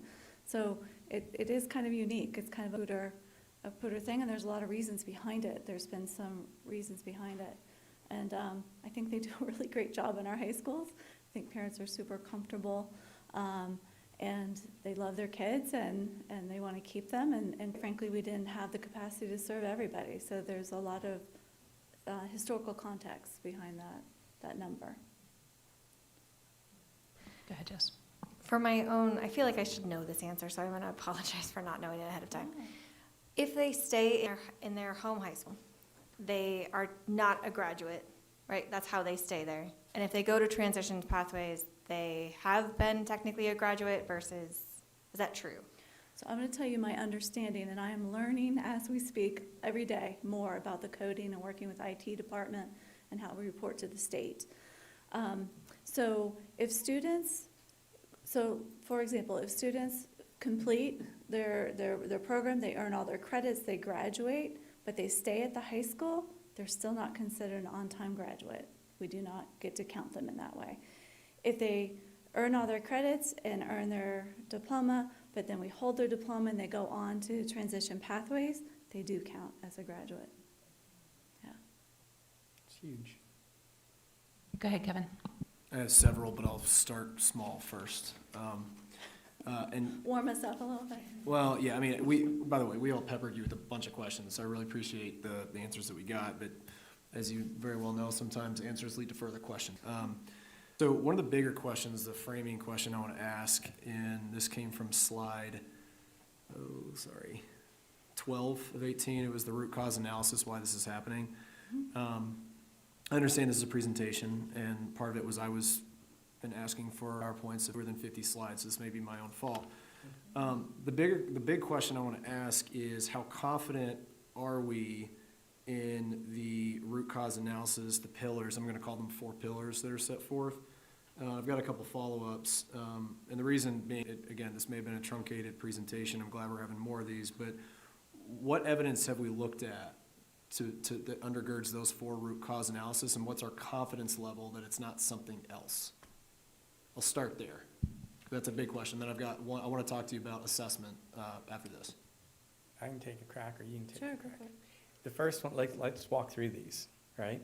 So the first one, students are not meeting graduation requirements. That one seems pretty clear. And yet, we just talked about, there are students who actually met graduation requirements. and they're still in their home high school, so they're not counting in our graduation, right? So, but there are students who did not meet the graduation requirements. So that is always going to be one of the pieces when you're looking at why did us not graduate, okay? So that one I hope is self-evident, as worthy of our time and attention as a leadership team to make sure we're doing our best work in that space to support kids and their families and making sure they took and have the right credits to graduate. That one's obvious. The previous resource constraints, Dr. Rommel can probably speak to that better than myself, because I can see about 20 different ways to answer that, because there have been resource constraints that I think affect a whole plethora of things in your department and in our whole district to support students with IEPs. I don't know if there's anything you would want to say specifically on that second one, the previous resource constraints in 18 to 21-year-old. Well, just about the not meeting the graduation requirements, it's not just our students who are not staying. I mean, we saw that there's students in the Effect Need program and in our multi-cat program who've not met, they're staying past their fourth year in high school. So to answer your question, Kevin, it's not just these things. There's a few other things we're looking at, like what classes are students continuously failing, and how are we going to flood those classes with more resources? And maybe we need to rethink our service delivery model and how we're supporting students in those classes. Also waivers, we have a waiver. Sometimes students, that's all they need. They need to know that if I can just check these off and I am not so far behind, I can make it, right? Well, last year we've had this waiver, unfortunately it didn't even have IEP on the form. We've added that. We only had 5 people utilize it last year. That's a resource we're underutilizing. Not that we just want to push kids through, but sometimes kids have mental health breaks. Sometimes they have a really serious illness. There's reasons why we want to use that waiver. That's another thing that I think is underutilized, and that could really help our grad rate. So this is an exhaustive list, but these are kind of the bigger buckets. Would you want to comment on that 5 to 4 day difference of like how much support family get? Well, I'm a little cautious to share this one because I've been, I just want to make sure I'm not blaming families, and it's not a matter of thinking that there's no blame or shame to wanting to have your child have 5-day services. It can be done if you're proactive, regardless of what we offer at Transition Pathways. They just have to get hooked into the adult services programs in the community. But that takes a lot of work in being proactive. But like I said, sometimes they just stay because it's safe, it's comfortable. I know the teacher, they know the paras, and we have competing pathways. There's ACE, and there's all kinds of other SWAP, other work to school alliance programs and ways that students are getting out into the community. So there's some competing pathways. But as far as I do think that that's a mindset shift, and I think that I had a case manager say that today on a team meeting. Like, I'm all about getting my kids over to TPA, but I have parents who really want to keep them here because it's 5 days a week. And so that's just a fact. That's something that's being shared, and I think we really need to consider providing additional supports, especially in that first year of transition while parents are getting hooked up with their adult services. Thanks. Okay, I appreciate those answers. That's helpful framing. On that note, and then I'll get back to my assessment questions, I also want to put into the room the notion of duality, and that 2 things could be true at the same time. I think what you just said, Dr. Rommel, is a plausible explanation. I'd also like to challenge and push back and examine what role the schools have in that determination as well, and whether there is, as Superintendent Kingsley talked about, a resource allocation inquiry. Because as I understand it, if I've got, and we've asked for the numbers per school that have students 504s and or IEPs, and we have it broken down by grade level more or less. The schools have that access too. It comes from CD reporting data that we have at our fingertips. So if I'm a school, and I'm not saying any school principal in particular, but if I'm looking at the resources and the allocation that I need in para support and additional support for a higher concentration of students with special needs, and then I look at maybe a graduating class is going to have fewer, or is going to have more kids, I may lose those support mechanisms. I may be incentivized to try to have a conversation with families to try to keep them enrolled in my school for an additional year to maintain the para support that I've got. And I don't know if that's been examined or if that's worth examining, but that's amusing that I thought, because I think both of those things could be true. And I don't know if that's a conversation worth having. Okay, sorry, that's an aside. I asked, one of the questions I asked, which I think is an important one in this, and I do think there's a little bit of a gap, at least in what I'm understanding tonight, is if we are tracking how many of our students with 504s or IEPs took our standardized assessments, CMAS, MAPS, et cetera, last year, and what were their performance outcomes. Also asked for the participation rates of those, and I didn't understand. I was curious as to what I think you said the word waiver in the graduation context, but I'm going to use it specifically with assessment, is what is the policy and what's the interplay between students' families and the schools and having a student not participate in a state assessment. And so the numbers I thought were somewhat shocking is that students reported, and this is the answers that you provided, which I appreciate, and this is from the CD State School View Explorer. You can use the filter options, the 504, et cetera.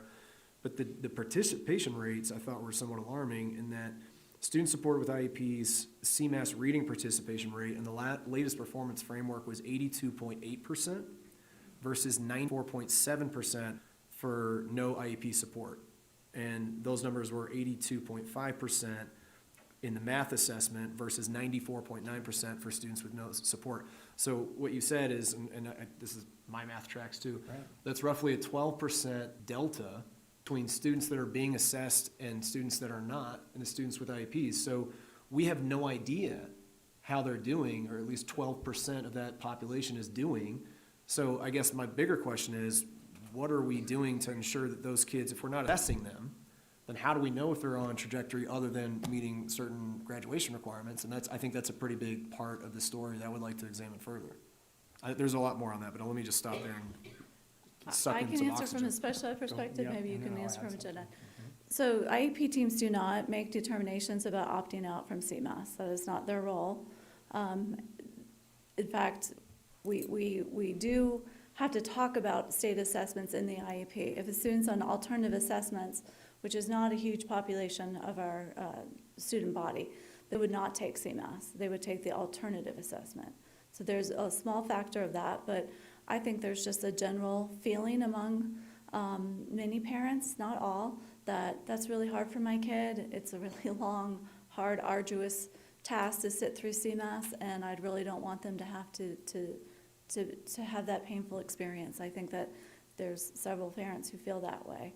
As far as encouraging, I think that we should be encouraging all of our students to take their assessments. It's not the only way we measure. I mean, MAPS, they don't opt out of. I don't know why we add an S in Pooter, but we do. And then also we do progress monitoring on their IEP goals through various tools and instruments. So there's multiple ways that we're looking at their achievement. That's a perfect answer, Drew. That's exactly right.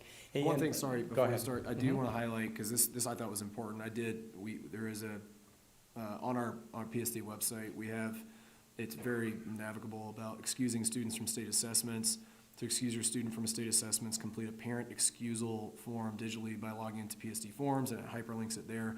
So at least one thing I dispelled in my mind was that schools cannot unilaterally opt out students from assessments. I think that's important. 3 underlines, at least, if nothing else, since this is a recorded meeting. Yeah. Parents can opt out, but schools cannot unilaterally. So I think that's important. There's a policy that says that, and it says that schools are required by the state to administer statewide assessments to students in grades 3 to 11 in reading, writing, mathematics, and science. So for anyone listening, I thought that was an important point to underline.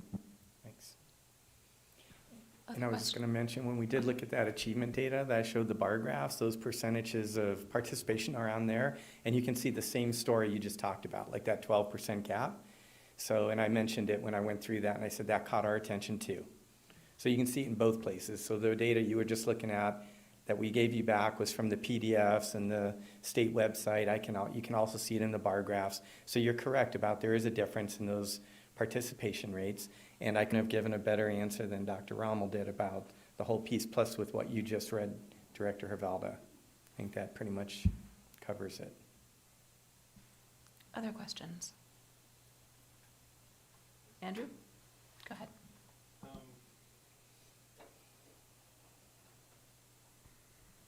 Gonna have some clarifications on a couple things first, because it got lost in translation in my brain. Slide 11, graduation rates.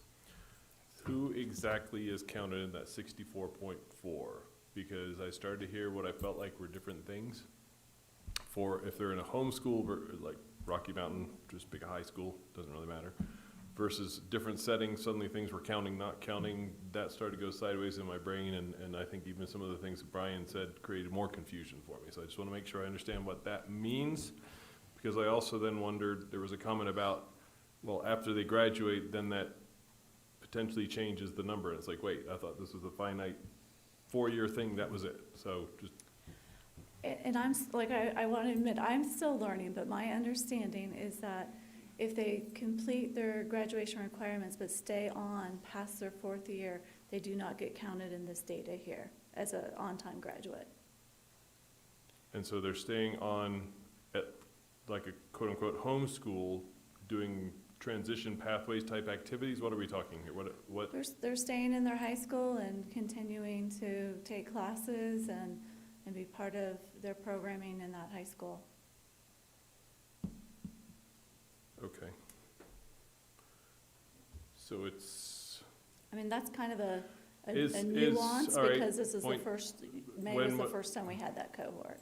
that sounds like that's not a possibility in the other school districts. They don't stay on.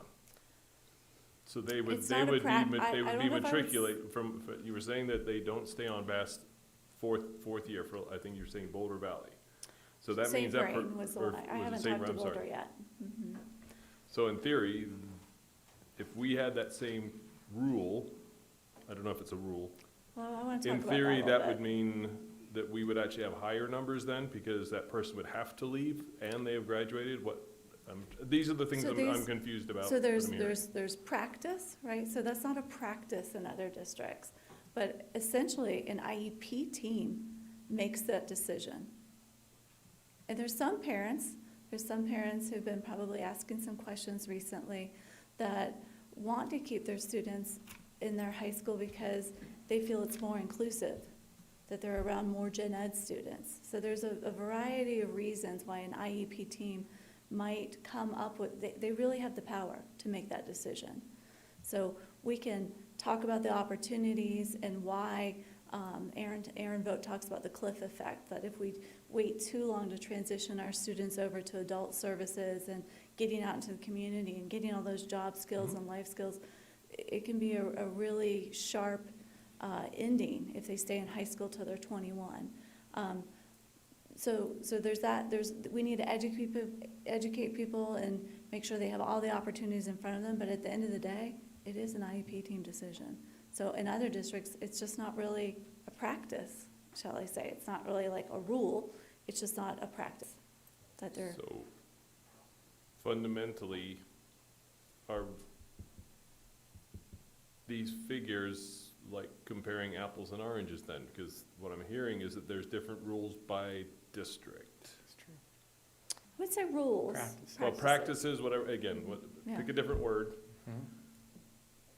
Okay, so that's where some of my confusion is coming It's from. like, it's almost like a cultural thing. It's a culture that we have in our district, and there's lots of reasons behind it. Okay. Are there any of those sorts of practices, systems, structural elements that you're identifying in other districts that we want to think about incorporating that would help? I feel like as parents of this number in respect, so I'm struggling with what the reality is, because all of us want all of the kids to graduate at some point. I think that's a whole different language. So are you seeing other things from other schools that are part of your plan? School districts, excuse me. Well, I think that they have more days in their transition pathways programming than we're offering currently. Okay. That's one. That's a resource that may make a difference. I'm not promising anything. We haven't done budget rounds or anything, but that might be something that might make a difference for some families. Okay. What data do we have about the ones who drop out and stay out, especially?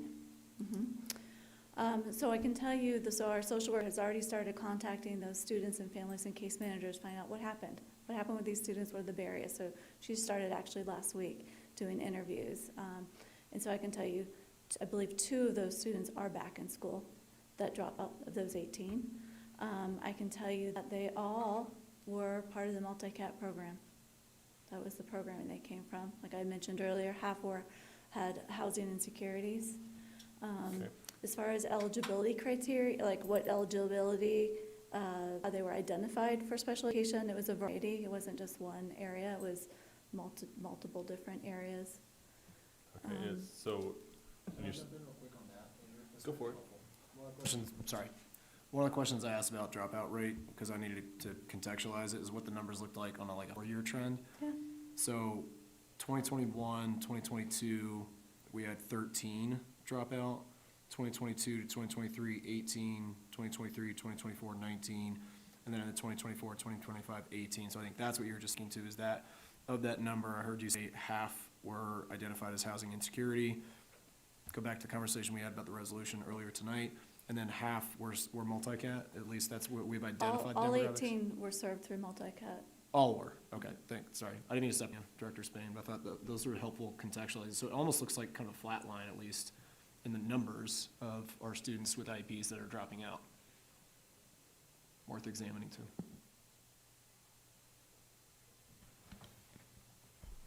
Okay. Andrew, are you still working a question there? Mhm. Okay. I didn't see in, at least this overview, where you're engaging families, teachers, paras, et cetera, with the keep them in and get them graduated plans. So is that embedded throughout those various action points and so on? So I can't honestly say I've addressed it with paraprofessionals, but as far as all the certified staff, we did talk about it in our fall PL days. That happened in August. And then Okay. we've been meeting with separate groups, getting out in front of as many groups as we can just to share the data and so that everyone has a better understanding of our graduation stats and the why that we hypothesis behind it. Are you also feeling like you're getting some good interaction with families to maybe help keep students in and progressing? So Erin Vogt and Emily Ring, who are supporting TPA, Transition Boys Academy, have been invited to more transition IEP meetings this year, this fall already, than probably in the past. And, you know, Erin was just talking about a story. He said it was a hard conversation with a mom. Because it's kind of, you know, when our kids move on to Imagine. different levels, it's emotional, right? He said she called and came over and did a tour, and she's on board. And so I do think we're having nice interactions with parents, and they're happening at the IEP meetings, which I feel are appropriate. And we're also having opportunities, I think it's tomorrow night, actually, having parents come, any community member who wants to tour TPA and learn about the different pathways. So we're doing a lot of outreach with our families. And it's been positive. Okay. Yeah. Thank you. Go ahead, Scott. Yeah, just wanted to kind of echo some of the things we've been talking about. Jim had talked about trends, I think Kevin as well. Sometimes percentages don't tell the whole story, so Definitely. I'd love to see actual numbers on the IEP, or kids with IEP, their grad rates over several years. Okay. I think that would be an ask. Another ask would be the number of IEPs at each grade level, like 6th through 12th grade, like actual numbers. And then it's a big chart. This is going to be Dwayne to really. Yeah, we keep it rolling. We got it. Yeah. Okay. Well, I want to make sure we have multiple years kind of following the trend and kind of get some explanation. I get kind of lost in these charts, so I would love a presentation on that would be amazing. I don't know if we have time to do that, but that would be something where I want to see like actual numbers of IEPs at each grade level and how that's trending. You do have that in your doc. Yeah, but I want an explanation on it, I guess. Yeah, just more help on that. The other thing that I'm a little concerned about, and I've got some feedback from some parents, is on the assessment side of things, you know, we're not testing everybody, and people have a chance to opt out and that type of thing. Even they can opt out of the alternative testing. I got a copy of an email that came from a teacher out to parents of students talking about that. we've been given permission to contact you about an opt-out form for the upcoming alternative testing. Alternative testing can take them away from their regular learning for a significant amount of time in the month of April. While it's an alternative test and the kids are allowed to do it on an iPad for the most part, it can be frustrating and I'm not allowed to offer any help. In the past, I've had students not understand why I cannot help, and their frustration has developed into behaviors. In Colorado, we're lucky enough to be able to opt out and have an opt-out choice for students with special needs. Some other states don't offer that choice. If you would still like to proceed with the alternative testing, I'll absolutely take the time to test your child one-on-one in an environment that will hopefully give them the time and space to provide them with what they need to be successful. If you'd like to opt out, I'll be sending you a form. That, to me, sounds like they're kind of encouraging them. That's highly threatening to me. Yeah, and me too. And to me, it's almost like a peer pressure thing. Like, I'll do it if you want, but everybody else isn't. So, and that's happening and has happened multiple years. And I think that's, at least to this family and people in that group, or in that I really program. appreciate you bringing that to my attention. I had not heard that. Thank you. Yeah, so I think it's something that we need to talk about a culture, right? We want to make sure our teachers are encouraging the assessments. They understand the importance of the assessments to our big picture stuff and not to just that program. And I understand where that's coming from. That sounds like somebody just kind of saying how it is in terms of experience in the past on difficulty of testing. But I think it's also kind of manipulating a little bit. And so I would, Highly concerning. Thank you. yeah, I just wanted to bring that up. And the last thing is and some community commenters have brought this up in the past about under-reporting or under-assessing kids with IEPs, like in our district compared to our comparable districts. And that's something I really am concerned about. And I think, I mean, Carolyn Reed, she brought that up maybe the first year or first meeting I was with her, that's a concern of hers for a long time. And I think our, dyslexia program, things like that we're starting will help in those ways. But I do want to just kind of say that publicly, that I think we need to really look at our percentages or our numbers compared to other areas. I am encouraged that it sounds like you are collaborating with our peer districts, our comparison districts, because clearly they're doing things differently. That maybe are, and I get what you're saying about they're not giving people alternatives after 4 years, or not as much as we are. But I think it is something that we should really try to collaborate and learn from. So I am encouraged by that. So those are my main issues. Thank you. Appreciate Thanks. that. Go ahead. I'm sorry, I have to ask the question. So, Director Schoenbauer, thank you for bringing those comments, but I have one, as you illuminated an example of an email that wasn't, what I would say is a non-example and not acceptable. I think we would all agree to that. We have 4,000 teachers in our district that are doing great things every day. And I'm just curious, as you are talking to people, do we have evidence that's pervasive beyond that one email that you have? Because I want to, as we are talking about our system, our reputation, and reflecting on root cause analysis, I just want to really make sure that we're not utilizing a single data point to kind of blanket the entire system and the integrity of our thousands of teachers. Yeah, that was the only example, actual evidence I have of it, but I've heard that anecdotally from several different parents, and I think other directors have too.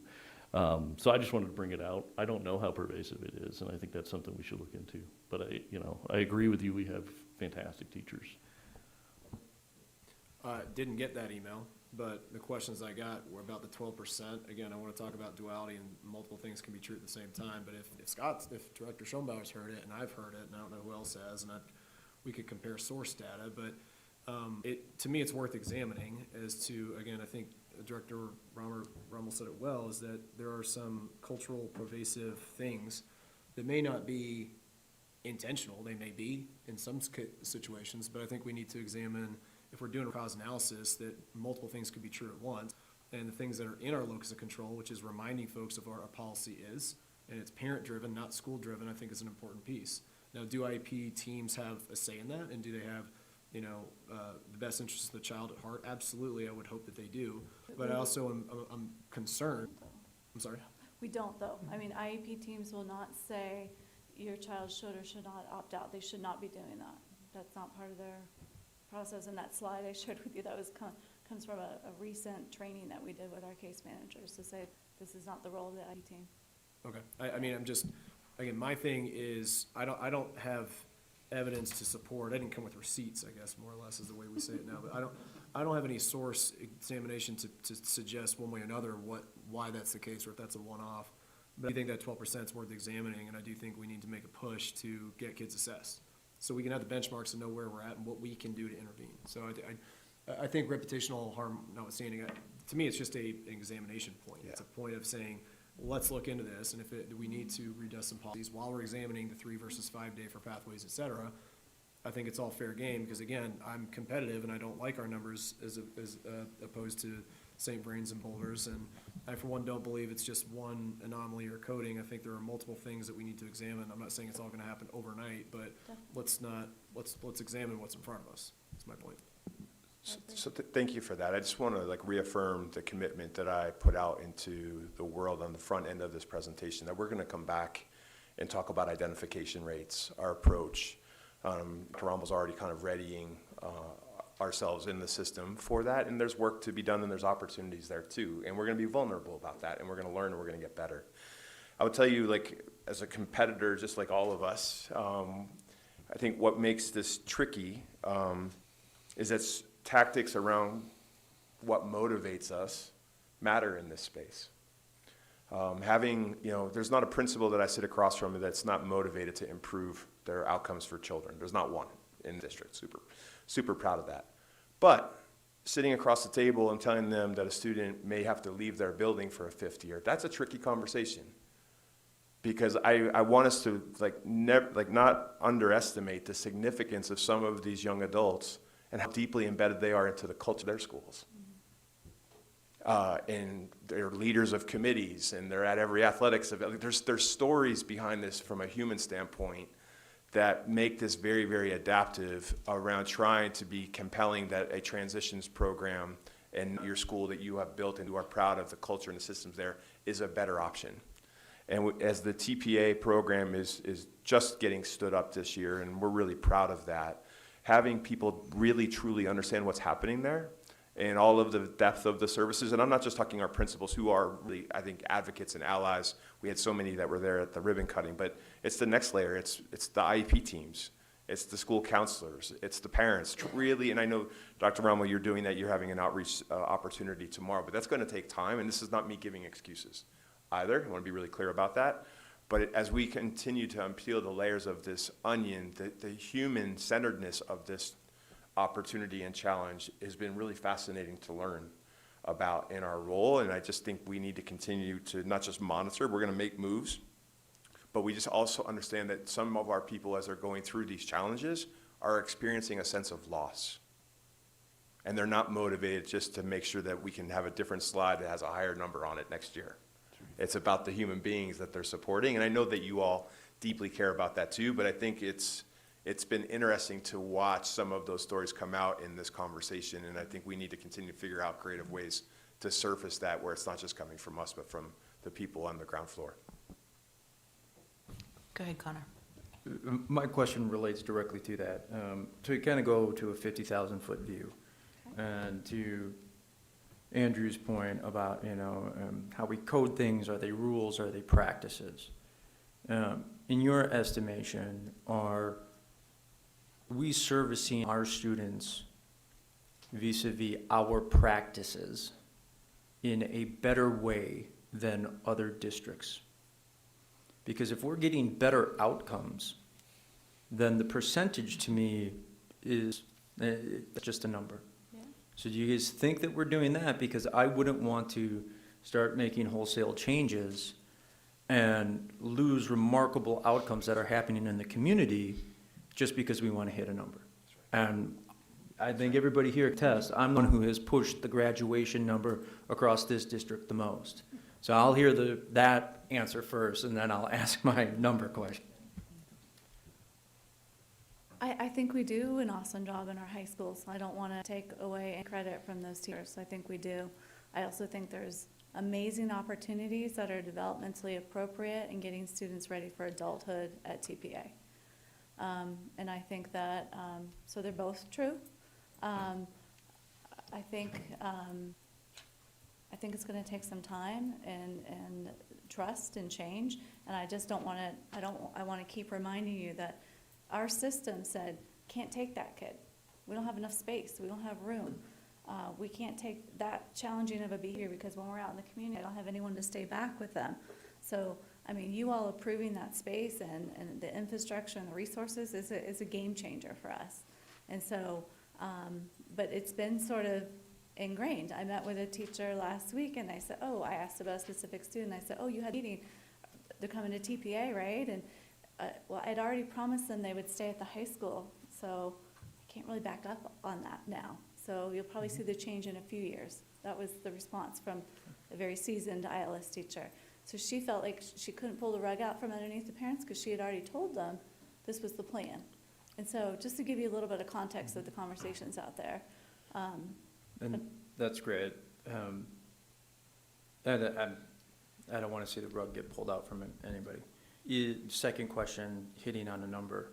Is it reasonable for this board to expect that within the next 2.5 years, we can get this IEP graduation rate at 80? Our high water mark was somewhere near 70, I think, 2 years ago. Mm-hmm. Is that possible for us to expect? Or are we just kind of, you know, I'm gonna because work I don't really think hard that to get there's. us there. I'm gonna work really hard to get us there. I think that it's something that we I need to accept that strive for. challenge. With that challenge from other directors, I don't want to put words in your mouth, but I don't think that there's anybody up here who won't dedicate every last bit of resource that you need for this, because that's how important it is in the community. We've heard this for 3-4 years now, and it's time that we get after it. Thank you. If I can, actually, I just wanted to jump on what, okay, you go ahead first.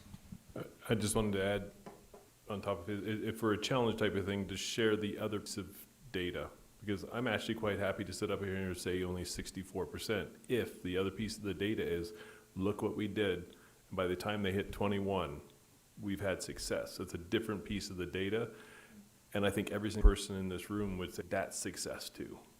And So there's I'm okay different- with there's that, different but again, opinions it's on sharing, that, it's yeah. sharing the story, sharing the pieces, all of it. Can I say one thing before you go? Go ahead.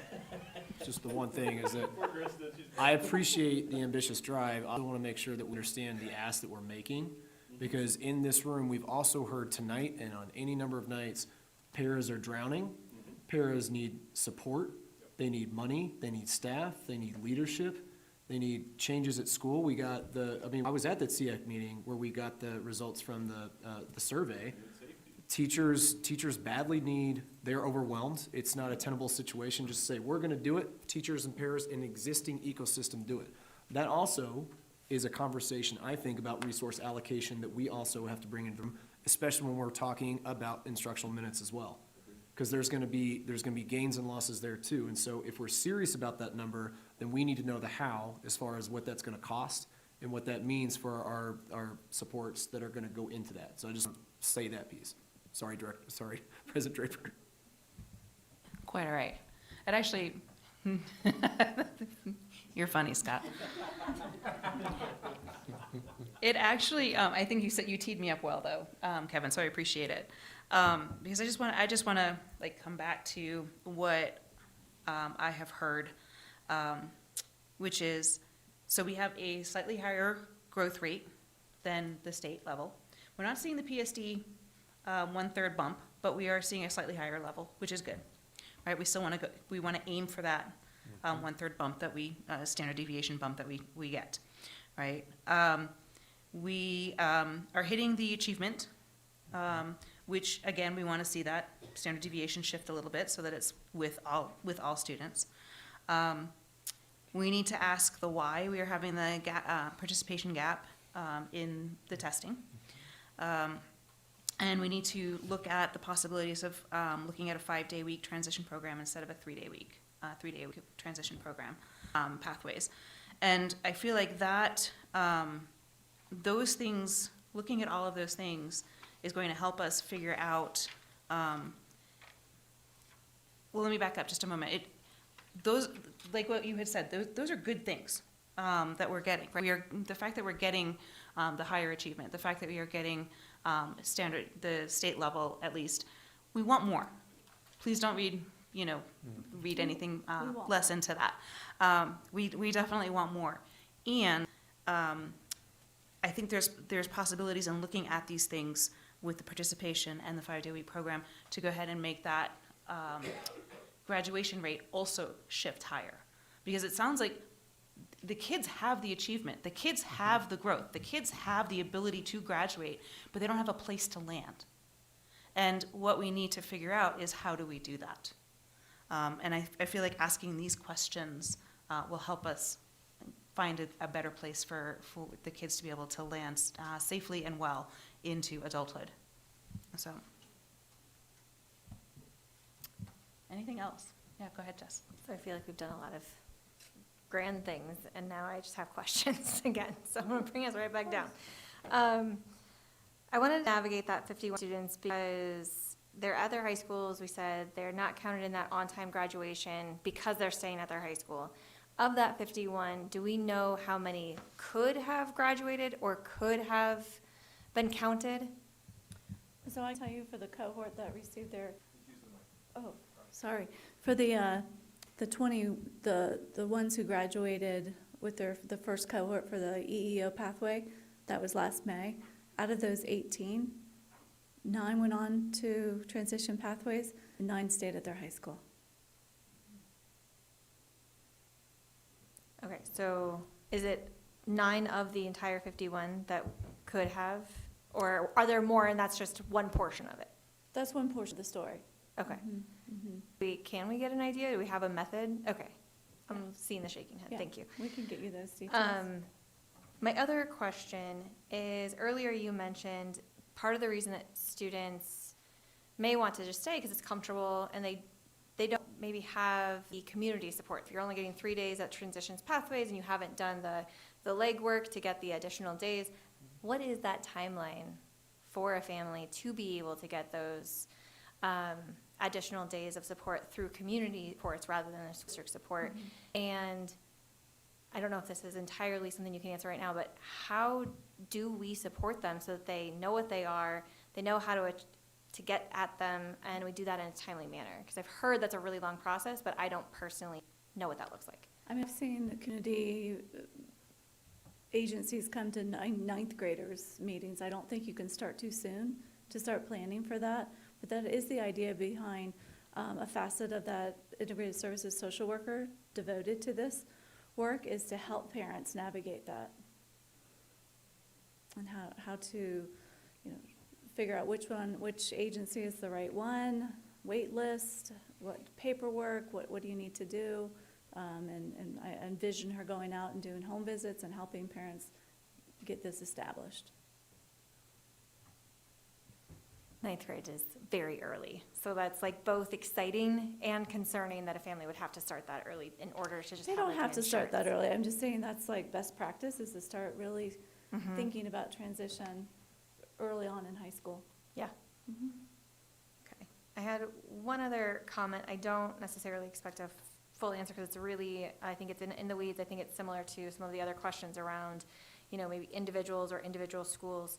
But one of the questions I asked before our meeting was around, we have this 87% of students that are in their class, in the gen ed classroom, getting services. And, I've talked to some paras who are sitting with their students and they're not doing gen ed work. They're not accessing anything close to gen ed work.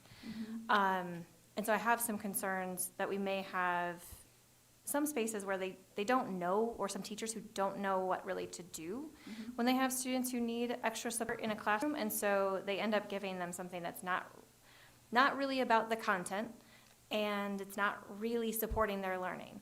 And so I don't expect necessarily to have an answer on like, how do we crack down on that per se, but more, how do we investigate that so that teachers who are not IS specialists can actually know how to integrate students better into their classroom. I mean, whenever you can give me specifics, that's super helpful for me. I mean, I'll want to know which teacher said that, and that way I can follow up and coach and train.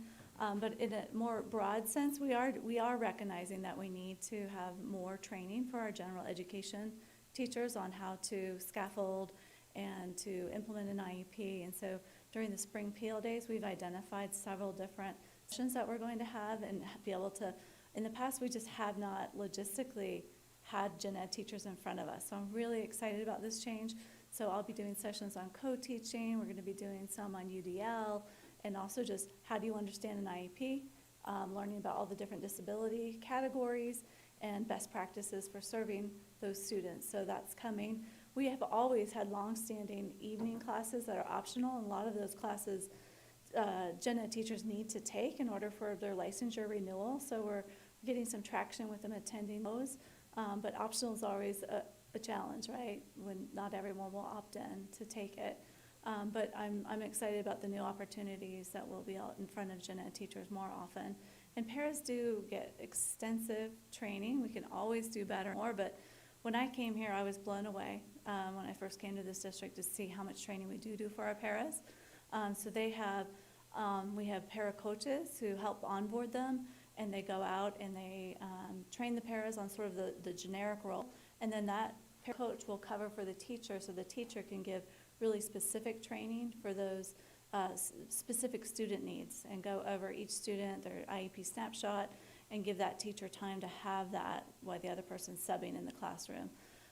They have learning plans, and they have very specific classes they have to take around crisis prevention, intervention, academics, and behavioral supports, and trauma-informed behavioral supports. And we are really lucky. We host 2 classified academy days. It was amazingly, I mean, what do we have, 800 people attend? It was our classified professional enrollment, 1,200. So it's really well attended. They could take the day off. They don't. They're hungry for it. I just want to share the narrative about the paras. So we also have our our UNC Grow a Teacher program. Many paras are in that program, becoming special ed teachers.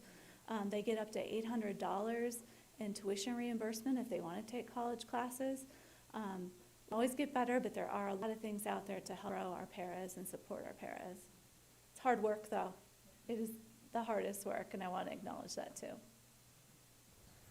Before I lose it, it's not a question. I just want to say how proud I am and how appreciative I am that we're having a very real conversation about data that we want to disrupt, and we're not shying away from it. And I think we've named a lot of celebrations, a lot of things that have been improvements in the last few years, as well as naming some things that are challenges. And I don't think that's easy. I don't think anyone in this room is super comfortable with it all the time, or almost ever. But I really, really appreciate this conversation because I think it's been a long time coming, something that we've desperately needed. And thank you so much for being here. Pleasure. It's going to take all of us. It's going to take all of us to shift some of these things that we need to grow in. Lots of work to be done. Yeah, well said. Thank you. Really appreciate it, and appreciate the time you took to walk us through the presentation and answer all the questions, and yeah, and look forward to the next one. Okay, sounds good. Thank you so Have a much. good night. Thank you all. All right, and with that, this meeting is adjourned at 8:05 p.m. on November 4th. Have a great evening, everyone.